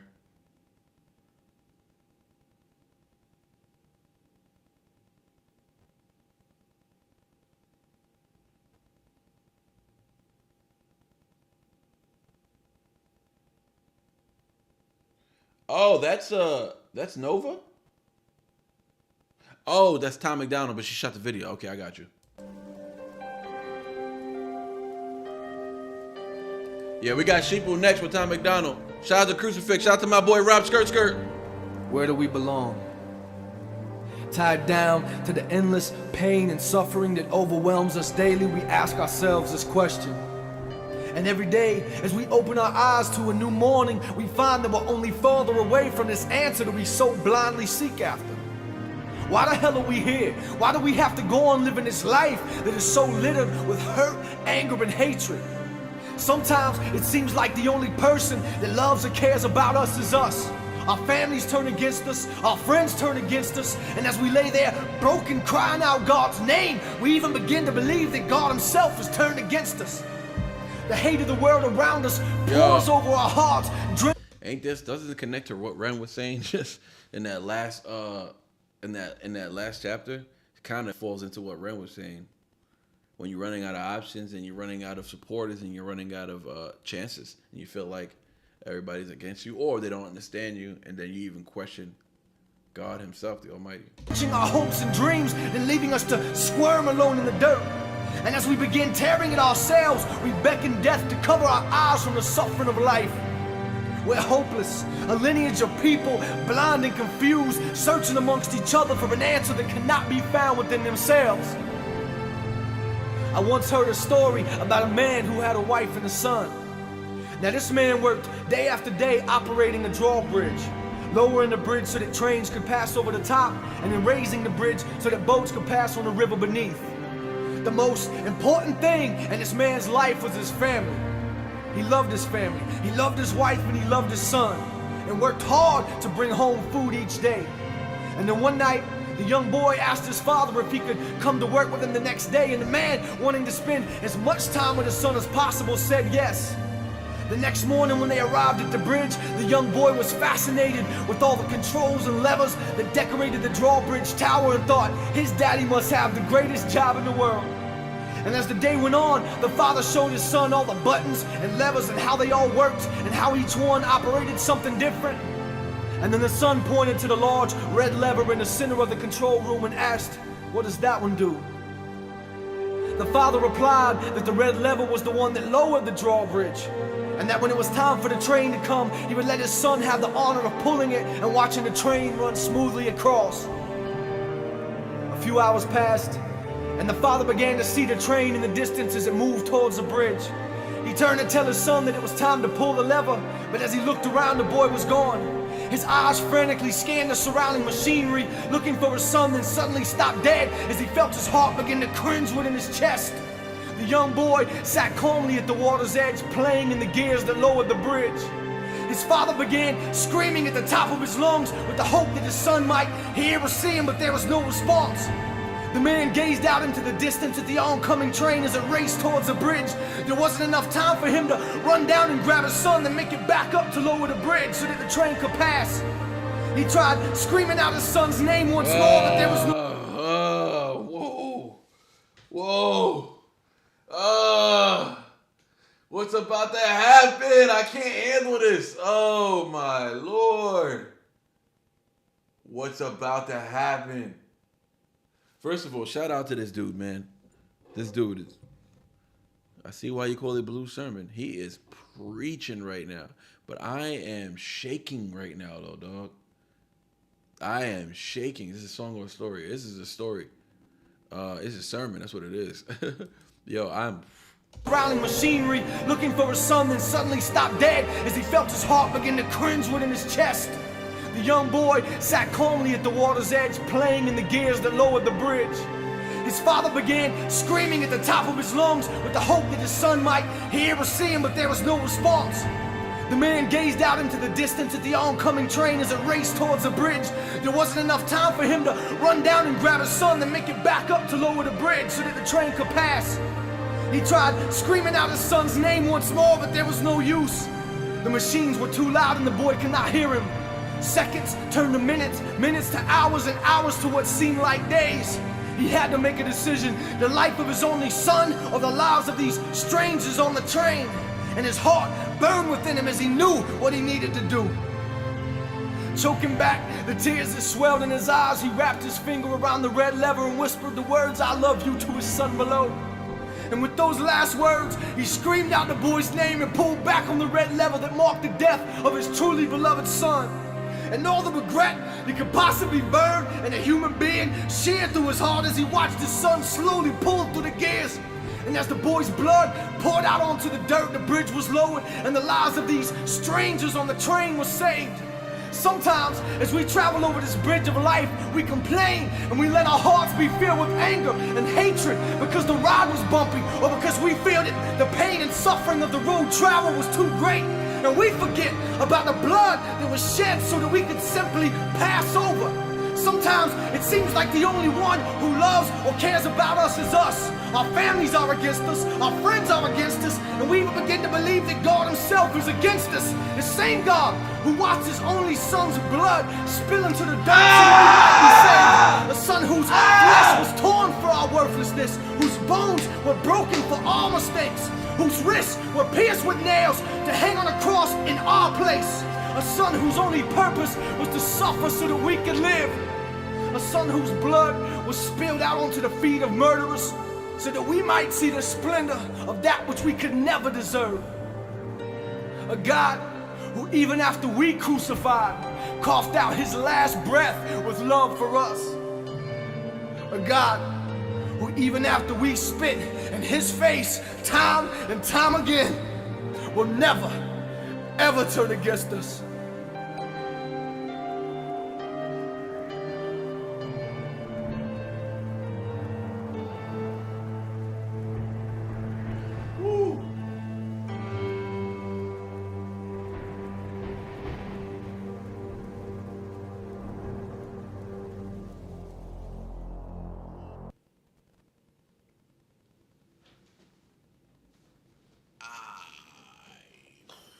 I have no idea how I did not see that coming.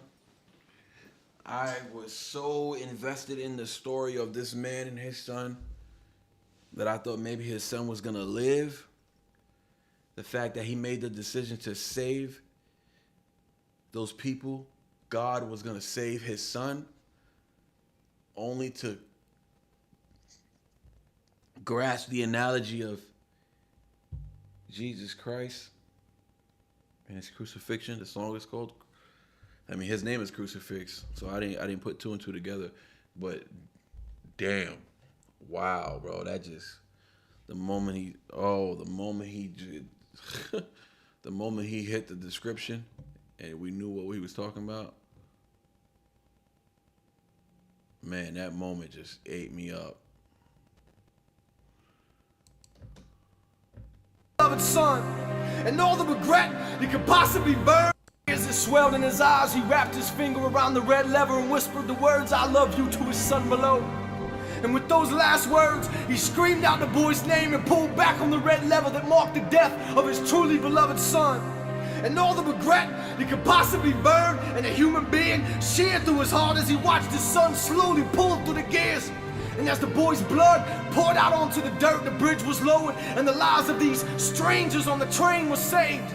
Sometimes, as we travel over this bridge of life, we complain and we let our hearts be filled with anger and hatred because the ride was bumpy or because we feel that the pain and suffering of the road travel was too great. And we forget about the blood that was shed so that we could simply pass over. Sometimes it seems like the only one who loves or cares about us is us. Our families are against us, our friends are against us, and we even begin to believe that God himself is against us. The same God who watched his only son's blood spill into the dirt so that we might be saved. A son whose flesh was torn for our worthlessness, whose bones were broken for our mistakes, whose wrists were pierced with nails to hang on a cross in our place. A son whose only purpose was to suffer so that we could live. A son whose blood was spilled out onto the feet of murderers so that we might see the splendor of that which we could never deserve. A God who even after we crucified, coughed out his last breath with love for us. A God who even after we spit in his face time and time again, will never, ever turn against us.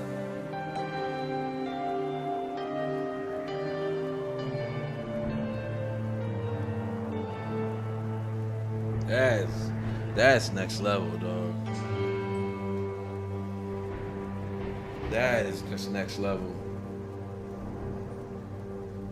Beautiful though. This dude is amazing.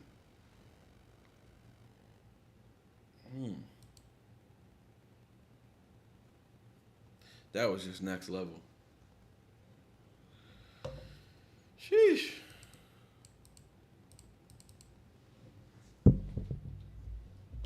Yo, skirt. Appreciate you, bro. Appreciate you, dog. That was intense, man. I appreciate it. The hell's going on here? Humans been controlled since the iRobot. Yo, Rob. Yo, Rob, dog. That's next level, bro. That was really good. That inspired me to want to write something like that. That really did. That inspired me a lot. Sometimes I feel like I am writing stuff like that, and then I kind of stop. Because I'm like, wait, I'm not even rhyming. Sometimes you don't have to rhyme, you know? Sometimes you just got to speak. Let's get into this Hog Fam. Hog Fam, where we at, Hog Fam? Bro, last time I looked at Tom's followers, he had 501. This man got 250,000 more subs since the last time I recognized that. He had 5 million, excuse me, 5,000,001. I think that represents 10,000, right? The one?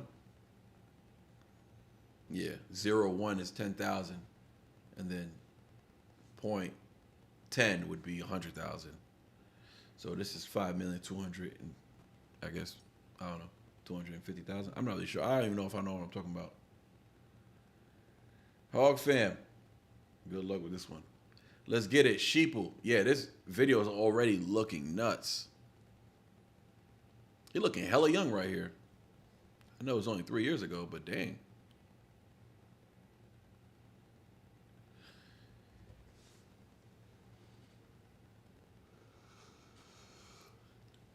Let's get it, cause we got a lot. We got an NF live to start at 7:30. humans been controlled since the day that they were civilized. The truth has been so heavily politicized. If you don't know who's controlling you and killing all the little guys, find out who you're not. Humans been controlled since the day that they were civilized. The truth has been so heavily politicized. If you don't know who's controlling you and killing all the little guys, find out who you're not allowed to criticize. Black folks who were never ever actual slaves, fighting with white folks who ain't actual Nazis, controlled by rich folks who use the news to make hate, while elite folks control other political parties. Hold on, let's talk about the irony in this, right? Because this is 3 years ago, right?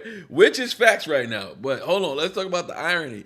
He said, there's no offense to any Jewish people in the chat, but he said, who you're not allowed to criticize.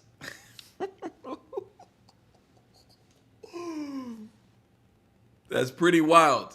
That's pretty wild, because you ain't allowed to criticize the Jews. That's for dang sure. No matter how big you are, you will get canceled real quick. You will get canceled real quick. It's pretty interesting. I wonder what's his take on this stuff right now, right? Because you know Adam's like, Adam don't give two squats and a piss. He said, what's all this Israel first bullshit? He was like, America first. He called out freaking Ben Shapiro. He said, this dork over here is talking about...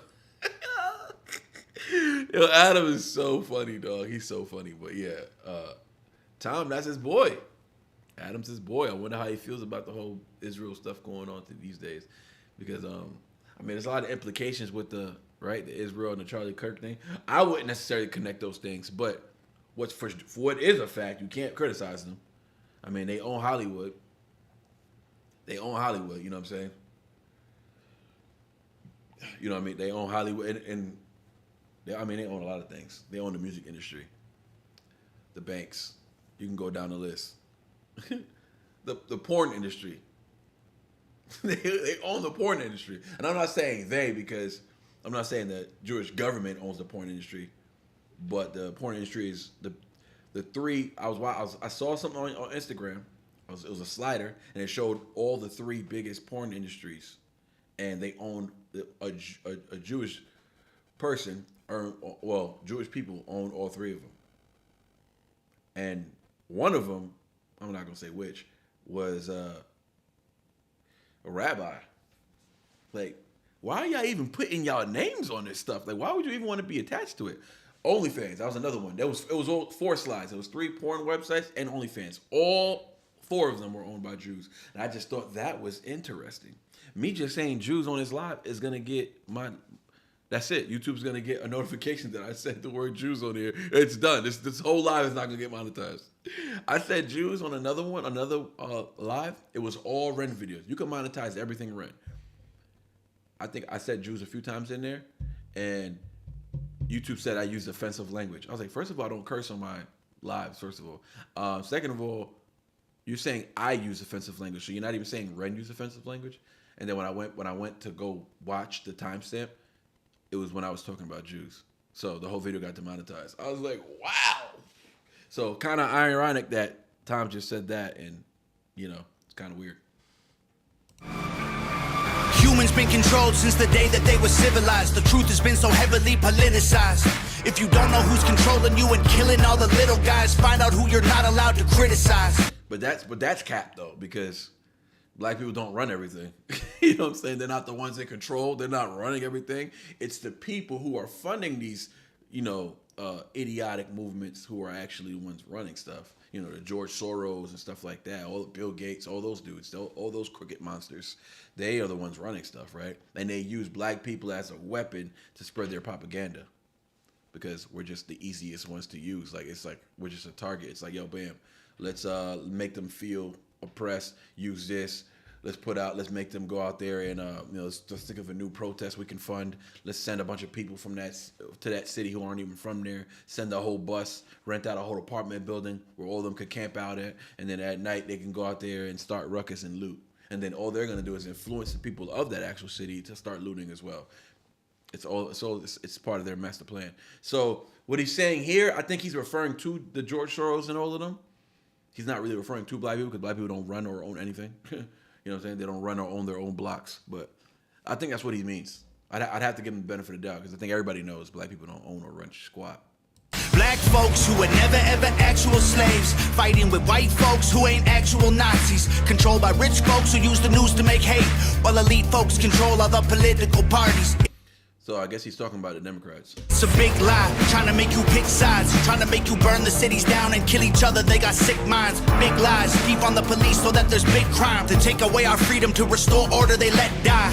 Play with people, turn men into women, make the counterculture mainstream to mix up the system. Change the pronouns, if gender is a spectrum, so is privilege. I know poor white folks and black celebrities with millions. They starve you with a lack of information and only give you facts through a branded corporation. Distort your worldview with an algorithm that changes based on propaganda curated for your engagement. We can't be free, can't have no peace till we're on the same team, but y'all are sheep. Glued to screens, just part of the machine. Y'all are sheep. What do y'all believe? My sheep.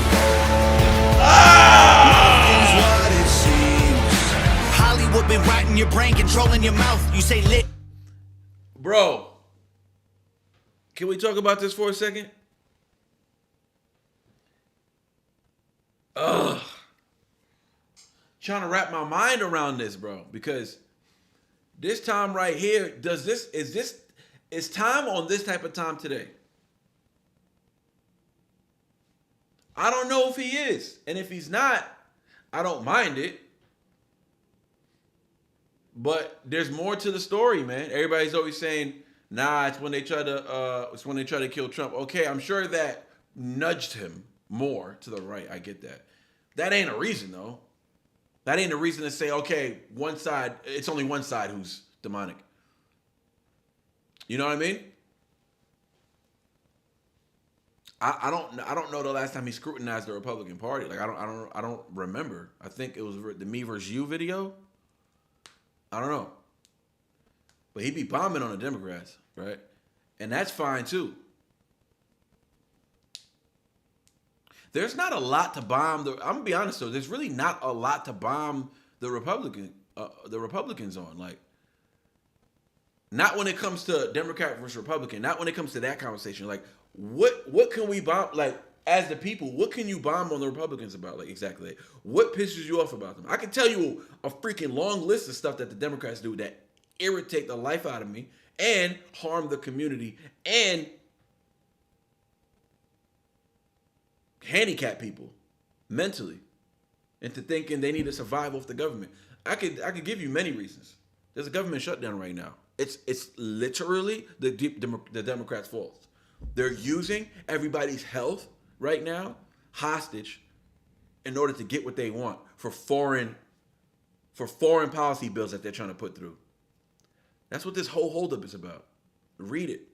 Watch some YouTube videos. People describe people breaking it down. Whatever. I've watched a bunch of videos.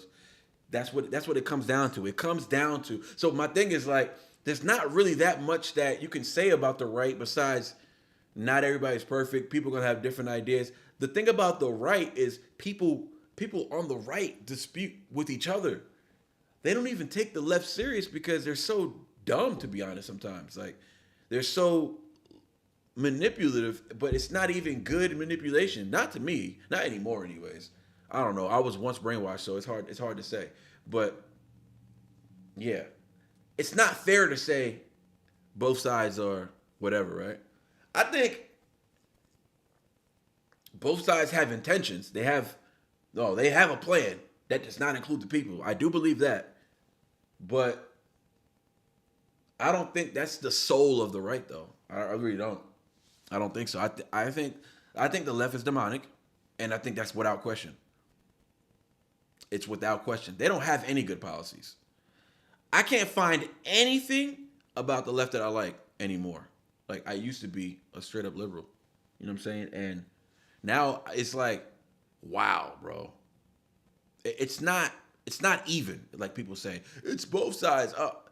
Like, yeah, the right is not always gonna have, like, there's some policies I don't like. Actually, I could actually think of some that I didn't love. But it's not something, it was good for some people though. You know what I'm saying? So my point is, you can't please everybody in the country, but you can do things for different groups. I don't think there's anything wrong with doing things or creating programs that target certain groups to help them. There's nothing wrong with that because certain groups do struggle more, right? Certain groups do struggle more. Whether or not it's black on black crime that's killing black people on a daily, black people are dying though.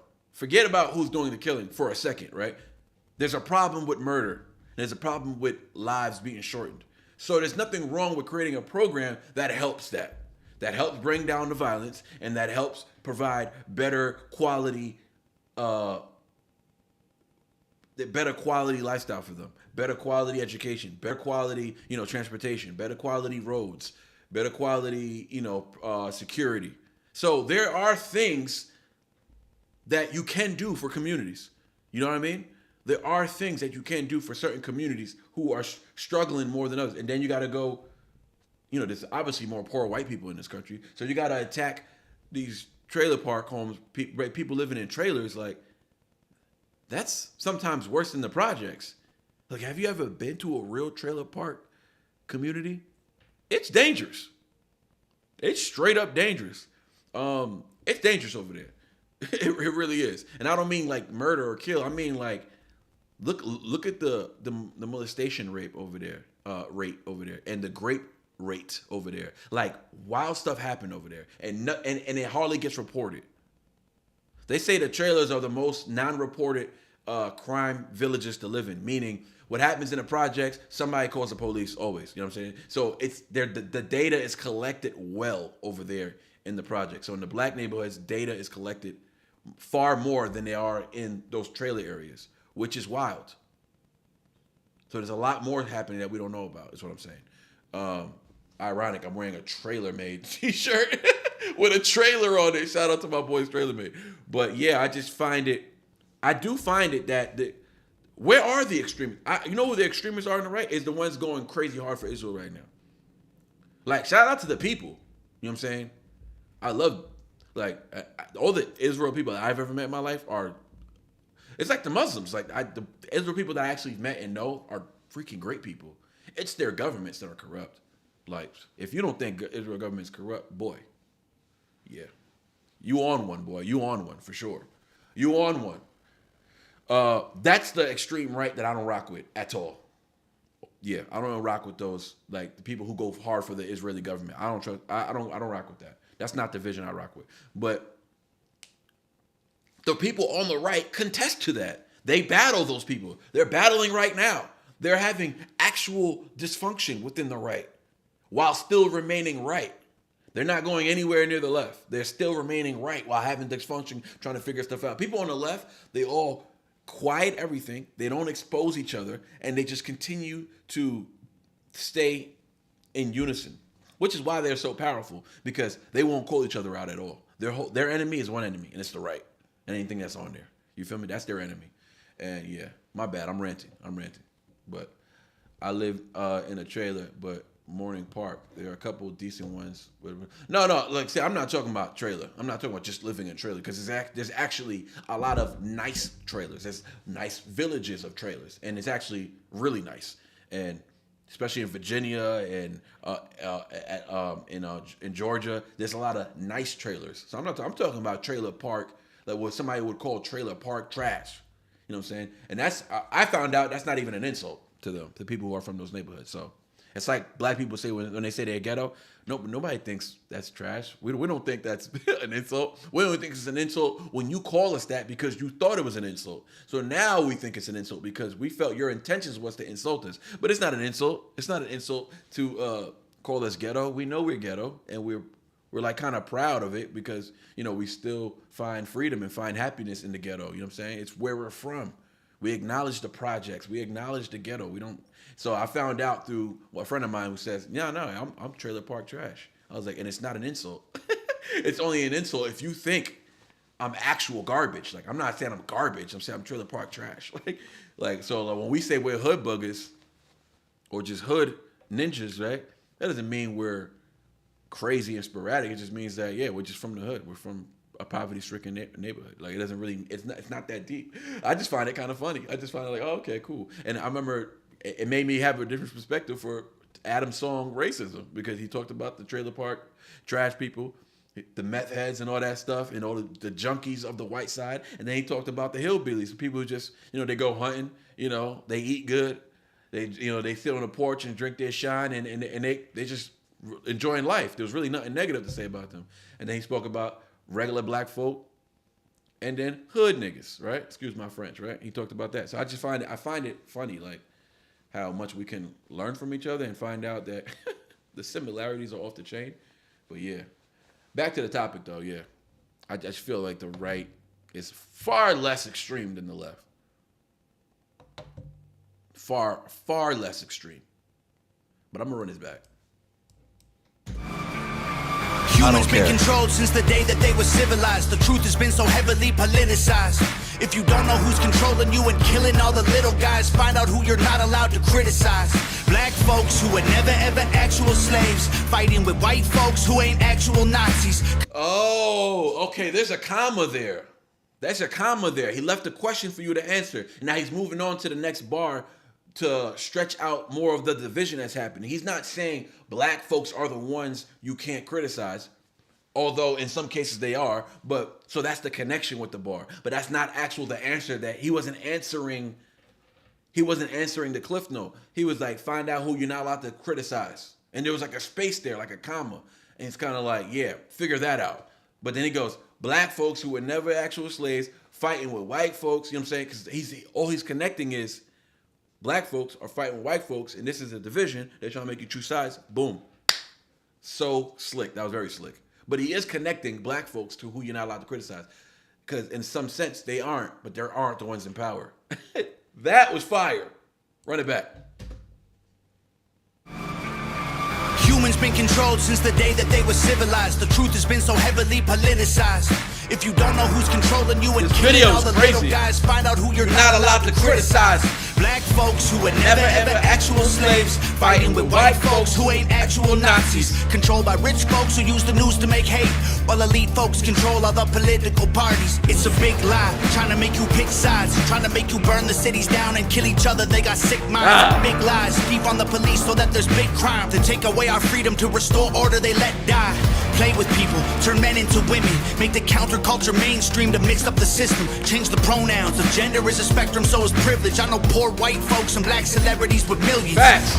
They starve you with a lack of information and only give you facts through a branded corporation. Distort your worldview with an algorithm that changes based on propaganda curated for your engagement. We can't be free, can't have no peace till we're on the same team, but y'all are sheep. Oh! Blue discreet, just part of the machine. Y'all are sheep. What do y'all believe? I'm a sheep. Nothing's what it seems. Hollywood been rotting your brain, controlling your mouth. You say lit, fleek, bet, cat. To a branded corporation, distort your worldview with an algorithm that changes based on propaganda curated for your engagement. We can't be free, can't have no peace till we're on the same team, but y'all are sheep. Good discreet, just part of the machine. Y'all are sheep. What do y'all believe? My sheep. Nothing's what it seems. Hollywood been rotting your brain, controlling your mouth. You say lit, fleek, bet, cap, they trying to dumb you down. They endorse whatever narrative is popular to shout and use minorities in movies for diversity clout. Two sides on the spectrum, but ain't none of them honest. Took the red pill and the blue pill, spit them both in the garbage. Being woke used to mean you understood you're a target, and now it's having two good legs and never taking a step forward. Where are we? It's free speech, disagree, it's hate. Where are we? Where are we at this point? Hold on. Where are we? He said, I took the red pill and the blue pill, spit them both in the garbage. But he said, I took the red pill on the machine because that's who's fighting for my freedom. Make it make sense. I'm lost. I'm trying to understand the timeline. Bro, I'm going to have some fantastic questions for this boy, Tom. Fantastic. Y'all going to love it. It's going to be his best interview you ever saw. Telling you. So, this is 3 years ago. In the machine, he said he took the red pill because that's who's fighting for his freedom. Also in the machine, he did say his struggle with both sides, right? He does have a struggle with both sides, right? And what people got to understand is like, a lot of Hawk fans would say, he's just a Trump supporter, right? He's just a Trump supporter, and they don't understand that he's a Republican. You know what I'm saying? They're not getting it, right? Because when even in the machine, he didn't say I'm just supporting Trump. He said I took the red pill because they're the ones who's fighting for my freedom. They're the ones who's fighting for my freedom, which is a fact. Right? The left ain't fighting for your freedom. Oh. Anyways, that's a joke. But so the machine's after this has to be because he flipped his own line and said he actually took the red pill. He eventually took the red pill. But they're both and in the machine, he was struggling with it because he spoke about the two wings help the same bird fly. So at the same time, he's calling out both sides, but one is extreme. I think that's what he's kind of saying. One is very extreme, and I took the red pill because they're fighting for my freedom. I'm trying to put it together. I'm trying. Is that the machine down here? That is. Look, the machine right here. All right. Last time. Run it back. I don't care. Humans been controlled since the day that they were civilized. The truth has been so heavily politicized. If you don't know who's controlling you and killing all the little guys, find out who you're not allowed to criticize. Time out. James Whittle, the machine is like a year ago. Let's talk about that. The machine was before Trump even got shot. So people keep talking about it's you missed is when he made the turning point. No, in the machine, even though he called out the bird on both wings, even when he talked about the bird, he already took the red pill. Trying to tell y'all. He already took the red pill. Sure, he's a Trump fan. Sure, I get it. He's a Trump fan. I'm sure he is a Trump fan. But he took the red pill, not the Trump pill. Please, we got to stop saying that. We got to keep it real. Because some of us are in the middle and we're like, nah, but you know what I'm saying? We want to identify with Tom. But nah, bro, Tom made a decision. And he's not backing down. He's doubled down on it since. So, Devil is a Democrat. He's definitely, because in the Devil is a Democrat, he could have called out the right. He could have been like, you guys aren't perfect either, but these guys are lunatics. But he didn't. He didn't call them out at all. He didn't. Why? Because he's probably not trying to add any fuel to what the left got going on. I don't know. I'm not sure why. I'm going to have to ask him why, though. I'm asking him like 3 political questions, and that's it, because the interview ain't about to be about politics. But I'm asking 3. I have 3 basic political questions that he'll give interesting answers to, I'm sure. And that's it. I got much cooler questions than talk about politics, But anyways, run it back. Humans been controlled since the day that they were civilized. The truth has been so heavily politicized. If you don't know who's controlling you and killing all the little guys, find out who you're not allowed to criticize. Black folks who were never ever actual slaves, fighting with white folks who ain't actual Nazis, controlled by rich folks who use the news to make hate, while elite folks control other political parties. It's a big lie, trying to make you pick sides, trying to make you burn the cities down and kill each other. They got sick minds, big lies, deep on the police so that there's big crime. To take away our freedom, to restore order, they let die. Play with people, turn men into women, make the counterculture mainstream to mix up the system. Change the pronouns, if gender is a spectrum, so is privilege. I know poor white folks and black celebrities with millions. They starve you with a lack of information and only give you facts through a branded corporation. Distort your worldview with an algorithm that changes based on propaganda curated for your engagement. We can't be free, can't have no peace till we're on the same team, but y'all are sheep. Glued to screens, just part of the machine. Y'all are sheep. What do y'all believe? Oh, my sheep. Nothing's what it seems. Hollywood been rotting your brain, controlling your mouth. You say lit, fleek, bet, cap, they trying to dumb you down. They endorse whatever narrative is popular to shout and use minorities in movies for diversity clout. 2 sides on the spectrum, but ain't none of them honest. Took the red pill and the blue pill, spit them both in the garbage. Being woke used to mean you understood you're a target, and now it's having 2 good legs and never taking a step forward. If you agree it's free speech, disagree it's hate speech. Erase it if it came from anywhere except the mainstream. Trump supporters labeled as the racist, but that can't be. Lincoln was Republican, and that's who ended slavery. Science been politicized, it's easy to see. A mask became a symbol of which side you believe. But you'll never cure a sickness till you cure the greed, because the problem with our natural immunity is it's free. Society is broken, want you locked inside a cubicle, addicted to pornography, liquor, and pharmaceuticals. Tell you that you're fighting for and you were never beautiful, then tweet how much they love you when they hear about your funeral. We can't be free, can't have no peace till we're on the same team, but y'all are sheep. Glued to screens, just part of the machine. Y'all are sheep. What do y'all believe? Oh, my sheep.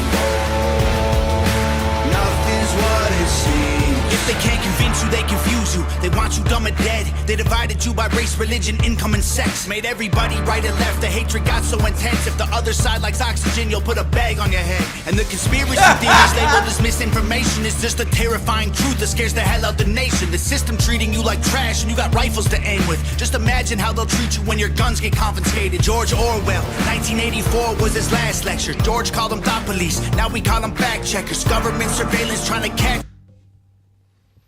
I know he ain't just big up my boy George. I know he ain't just big up my boy George. Hold on, run that verse back. Nothing's what it seems. If they can't convince you, they confuse you. They want you dumb or dead. They divided you by race, religion, income, and sex. Made everybody right and left. The hatred got so intense. If the other side likes oxygen, you'll put a bag on your head. Facts. And the conspiracy theories labeled as misinformation is just a terrifying truth that scares the hell out the nation. The system treating you like trash and you got rifles to aim with. Just imagine how they'll treat you when your guns get confiscated. George Orwell, 1984 was his last lecture. George called them thought police. Now we call them fact checkers. Government surveillance trying to catch you. They don't ask questions. Mass incarceration equals capital for cash investors. The system isn't broke, it's working fine. Oppressive and chaotic is how it was designed. They say if we ain't doing nothing wrong, there's nothing to hide. While their agenda and intelligence completely classified. They don't teach you rights in school. Yo, this video is freaking crazy though. Like they're really doing some things in this video. Like this is all cool. The view, the eye in the sky, the whole Illuminati. You know, we see what's going on there, demonic forces and stuff. But the robot scheme is crazy. Like the theme of the robots is crazy. Like are they about to trip out? Are they about to like start taking over or what? Like, how the hell did Nova do this? Like, she is a wizard, dog. Nothing to hide, while their agenda and intelligence completely classified. They don't teach you rights in school, you never learn them at all. Cause they're easy to remove if you don't know what they are. The only people you can rule are the criminal ones. So they force you into corners till you're breaking the law. We can't be free, can't have no peace till we're on the same team. But y'all are sheep. Blue to screens just part of the machine. Y'all are sheep. What do y'all believe? My sheep. Nothing's what it seems. Wait, what's happening in the video though?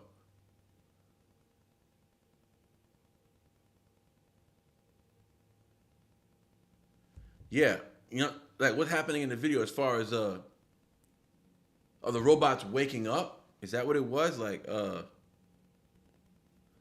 who are the robots in the video? You know what I mean? I get it, y'all sheeple, so I get the context of it, but I'm just trying to figure out the video. But I gotta hear that second verse one more time. My bad, y'all. Wait, no, I don't care. Almost apologized. From anywhere except the mainstream. Trump supporters labeled as the racist, but that can't be. Lincoln was Republican, and that's who ended slavery. Okay, so listen, he gave a little nod to Trump. You feel me? It's 3 years ago, y'all. So he's already like giving Trump the nod. It's confusing almost because he spit out both the pills in this song, right? But defended Trump supporters, right? Follow me, follow me. So he defended Trump supporters, but he also spit out both the blue pills. Later on in the machine, he takes the red pill. But again, kind of like, he kind of goes at both sides though. You feel me? He goes at both sides. It's like, dang, it's just wild. It's like, it's very, you know what it is? It's a very honest journey though. Like, it's like, I bet like when he writes these songs, this is just what he's going through at the time, and his mind can change, but it's cool. It's cool to see because he has that old song from like 7 years ago where he's like, we live in a country that made Donald Trump the president. That was a shot at Trump. He was dissing Trump. He was dissing the country for, he was dissing the people for voting him in. It was safe to say he wasn't a Trump fan in the beginning. You feel me? And that was like 2018. That wasn't that long ago. So think about this for a second. Think about this for a second. Eminem dissed Donald Trump in 2017. Right? He dissed Donald Trump in that freestyle, right? Told his fans, if you voted for Trump, don't support me, right? Crucial mistake, but he did that, right? And he came out and apologized for it. So please, Hog fan, stop getting at my boy M. He was man enough to apologize for it and apologize to his fans for being wrong, knowing that they wouldn't come back. He didn't care though, but he did come out and apologize for it, right? And most of those fans won't come back. Some of them probably did, but most rappers won't even admit they're wrong about anything. They're so egotistical, they would never admit they're wrong about anything. And if they did, they would never take their words back, backpedal, or apologize. M is just different. But anyways, while M was doing that in 2017, Tom must have felt, I don't think the same way, but he wasn't a Trump fan. That's interesting as hell to me. Because when did he become a Trump fan? Where can we pinpoint? Because it went from, we live in a country that voted Donald Trump as president to defending Trump now, right? This is 3 years ago, but so there's a 4-year gap from 7 to 3 where his mind changed about Trump. And this is way before the missed bullet, right? It's way before that. So we can't keep saying that one for the Hog fan who keep saying that. Not people in this chat, but like people keep saying, yo, it's the you miss. Like, no, bro, he was already rocking with Trump before that, number one. And he already took the red pill before that. Before he did the you missed. He already took the red pill. So I don't know. Interesting. Very interesting. I like the second verse, my favorite verse. Science been politicized, it's easy to see. A mask became a symbol of which side you believe. But you'll never cure a sickness till you cure the greed. Because the problem with our natural immunity is it's free. Society is broken, want you locked inside a cubicle. Addicted to pornography, liquor, and pharmaceuticals. Tell you that you're fat and poor and you were never beautiful. Then tweet how much they love you when they hear about your funeral. We can't be free, can't have no peace till we're on the same team. But y'all are sheep. And then it's like, he's calling for unity, right, in his own way. He's like, we're never going to conquer or win this fight unless we unify. But unify with who, though? You know what I mean? Because at the end of the day, there is another side. Is he just saying unify, rally as many people as possible? I don't know. The screen's just part of the machine. Y'all are sheep. What do y'all believe? All my sheep. Nothing's what it seems. If they can't convince you, they confuse you. They want you dumb and dead. They divided you by race, religion, income, and sex. Made everybody right and left. The hatred got so... This was the part that was bugging me out. I was trying to figure out what was happening here. You know what I'm saying? With the whole like robots moving, and the other robot grabs the other robot's hand, and it made me feel like something crazy was about to happen. But nothing ended up happening. So I was just like, I wonder what that was about. Like, I was confused by that. You know what I mean? I was confused by that. Chat, we good? It's quiet. It's quiet. I know I'm talking a lot, but it's quiet. Ain't nobody said nothing in a long time. Y'all are sheep. All right, that's good. Tense, if the other side likes oxygen, you'll put a bag on your head. And the conspiracy theories labeled as misinformation is just a terrifying truth that scares the hell out the nation.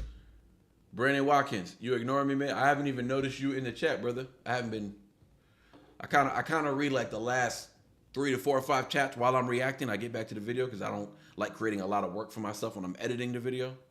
But yeah, I don't see you in the chat for a long whiles. I'm scrolling back. Scrolling. I don't see your name, brother. Last message I seen you is after Charlie Kirk's assassination. I'm 100% done with both sides argument. Y'all been talking amongst yourselves. The last message I got was from Jorge saying thumbs up to Carrie, and that was a while ago. Let me finish this up. The system treating you like trash and you got rifles to aim with. Just imagine how they'll treat you when your guns get confiscated. George Orwell, 1984 was his last lecture. George called them thought police. Now we call them fact checkers. Government surveillance trying to catch you. They don't... Yeah, I know about George, boy. I like that he mentioned that. Ask questions. Mass incarceration equals capital for cash investors. The system isn't broke, it's working fine. Oppressive and chaotic is how it was designed. They say if we ain't doing nothing wrong, there's nothing to hide. While their agenda and intelligence completely classified. They don't teach you rights in school, you never learn them at all. Cause they're easy to remove if you don't know what they are. The only people you can rule are the criminal ones. So they force you into corners till you're breaking the law. We can't be free, can't have no peace till we're on the same team, but y'all are sheep. Glued to screens, just part of the machine. Y'all are sheep. What do y'all believe? My sheep. Nothing's what it seems. Bro, that might be one of his best videos. I ain't gonna lie. That might be one of his best videos. I like the way they did that. I like the way they, well, Nova. Who's that? Jared? Oh, Nova and Jared. Okay, I don't know who Jared is. Is that his brother-in-law or something? Or is that somebody he doesn't mention too often? I don't know who Jared is. I don't remember ever seeing that name. But that could just be me not paying attention. Yep. We about to jump into NF right at 7:30, brother. Yeah, 7. Yeah, it's a whole different live, but yeah. We got one more song, and then we're gonna jump into that one. We got Hobson with Nocturnal. Shout out to Unholy Hulk. I don't know if Unholy Hulk is in here, but yeah.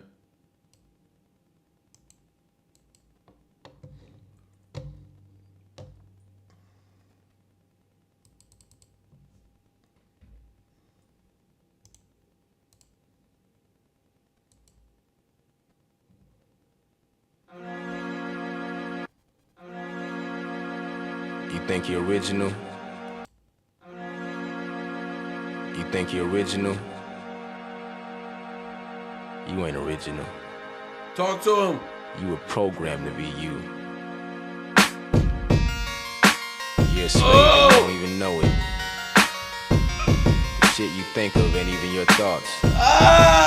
Let's step out the box for a minute. Yeah.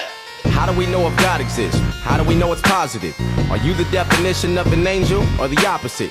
If you lost your wallet and I found it, I would not commit to stealing it. But if the tables turn, then you would pocket it. See, I've been me for so long, but I still don't know who Hobson is. How come I'm the one my teachers used to have a problem with? I show my music to different labels, they ain't too fond of it. But in the underground, I seem to get so many compliments. Say my name and it's like people get afraid and shook. But if you take a look, you'll see I'm nothing like an angry crook. I'm learning hands-on, you busy with your face and books. I'm here to benefit the world, so heaven's where we're safely put. I'm not a devil, not speaking in tongues. I just want to touch your heart, I try to reach it in songs. I'm from where a child's future's on the streets with the bums. Because it's hard to become something so unique where I'm from. When the sun's down, nocturnal rainbow soaring in the air. Oh my God! It may seem so that I can't see, but the darkness provides light for me. I don't wanna be lonely, and the moon is my only homie. If there's a higher power, then show me. Instead of nocturnal rainbows. Obama's president, so what's it represent? Just because the niggas half black don't mean he's ever sent. You're clueless to evidence, and all the minds he's messing with. His charming smile hasn't got my ass about this death for shit. He's frontin' like he's truly Jesus, and all you fools believe it. The change he's making isn't good, that's just how you conceive it. It's like we all broker than ever. It's due to reasons dealing with self-beneficial plans and the movement he's with. Illuminati, or whatever the fuck they go by. That's the reason weird shit happens, and we don't know why. Why did Michael Jackson start his tour then have to go die? How did rap music go from really good to so dry? Real artists get shelved and whack ones get famous. To leave masses brainless, a smart mind is dangerous. And that could probably ain't no real shit in your playlist. You just a product of what the government has created. Nocturnal rainbow soaring in the air so high. It may seem so that I can't see, but the darkness provides a light for me. I don't wanna be lonely, and the moon is my only homie. If there's a higher power, then show me. Yo, we're all smart, and we know. Hey, yo! Hobson! Marcus Hobson. Calm down, boy. Calm down. We're gonna get to the NF. Don't even worry about it. We're gonna get to it. But yo, run that thing back! You think you're original? Let's go! You ain't original. You ain't original. You were programmed to be you. You were programmed to be you. You hear that beat? You don't even know it. I might have to rap over this beat. I ain't gonna lie. I'm gonna have to find this instrumental. Boy, Hobson one of the goats, boy. Shit you think of ain't even your thoughts. Ain't even your thoughts, boy. Let's step out the box for a minute. Yo, how do we know if God exists? How do we know it's positive? Are you the definition of an angel or the opposite? If you lost your wallet and I found it, I would not commit to stealing it. But if the tables turn, then you would pocket it. See, I've been me for so long, but I still don't know who Hobson is. How come I'm the one my teachers used to have a problem with? I show my music to different labels, they ain't too fond of it. But in the underground, I seem to get so many compliments. Say my name and it's like people get afraid and shook. But if you take a look, you'll see I'm nothing like an angry crook. I'm learning hands-on, you busy with your face and books. I'm here to benefit the world, so heaven's where we're safely put. I'm not a devil, not speaking in tongues. I just wanna touch your heart. I'm from where a child's future's the rhyme structure, because it's hard to become something so unique.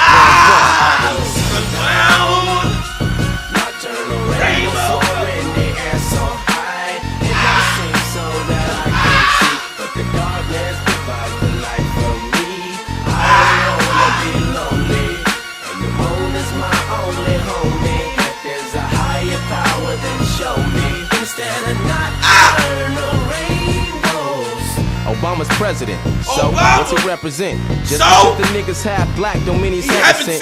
You're clueless to evidence, and all the minds he's messing with. His China smile hasn't got my ass about this death for shit. Hell no, stop playing. Yeah, fronting like he's truly Jesus, and all you fools believe it. The change he's making isn't good, that's just how you conceived it. It's like we all broker than never. It's due to reasons dealing with self-beneficial plans and the movement he's with. Illuminati, or whatever the fuck they go by.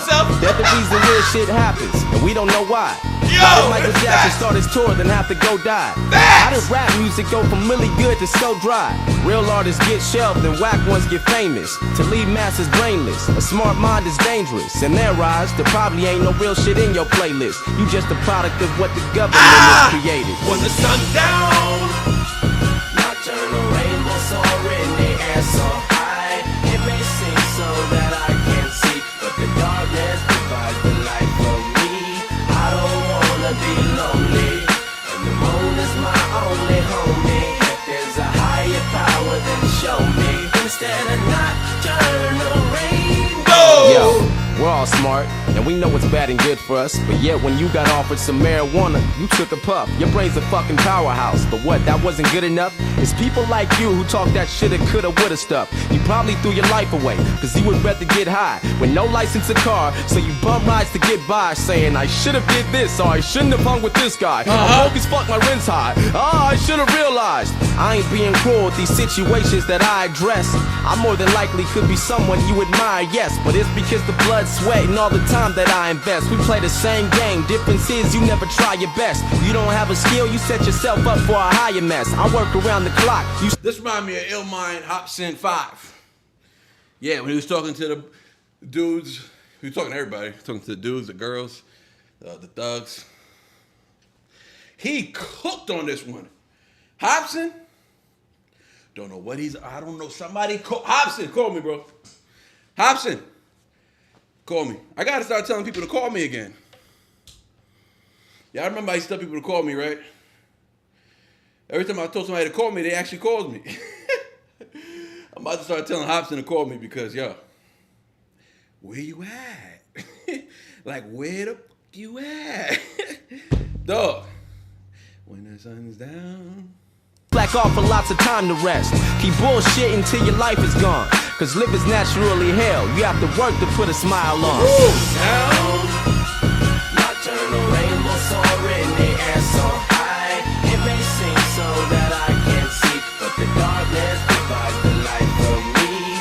I don't wanna be lonely, and the moon is my only homie. If there's a higher power, then show me instead of nocturnal rainbow. When the sun's down, nocturnal rainbow soar in the air so high. It may seem so that I can't see, but the darkness provides the light for me. I don't wanna be lonely, and the moon is my only homie. If there's a higher power, then show me. Instead of Nocturnal rainbow.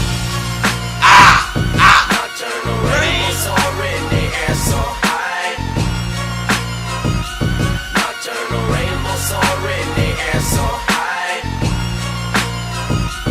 Nocturnal rainbow, soar in the air so high. Nocturnal rainbow, soar in the air so high.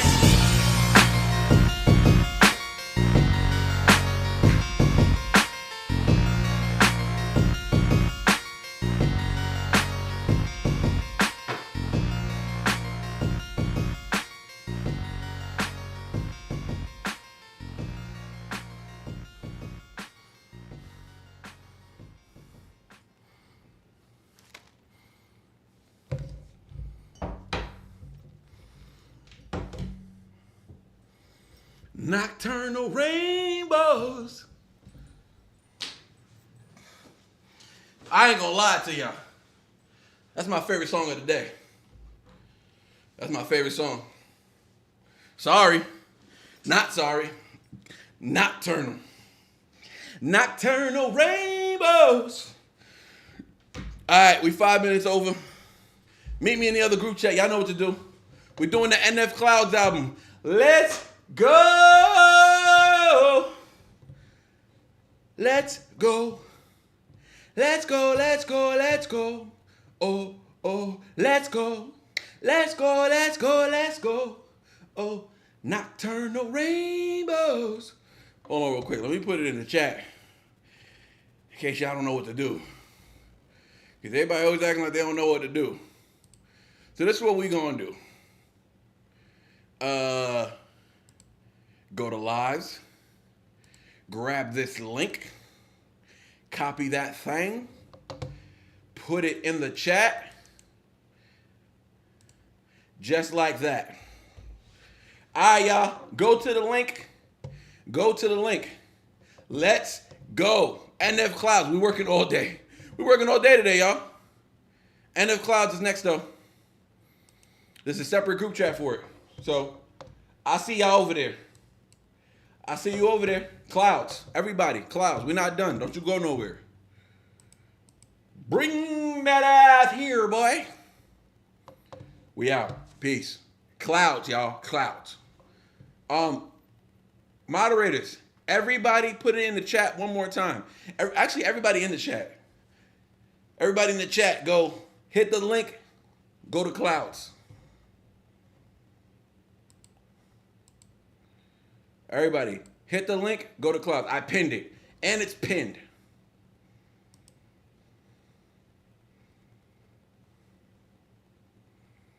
Damn, we had 132 votes. People want to run live. We didn't hit the goal though. But they want to run live, but we had two donos, so we didn't get nowhere near the goal. But shout out to Rob Skirt.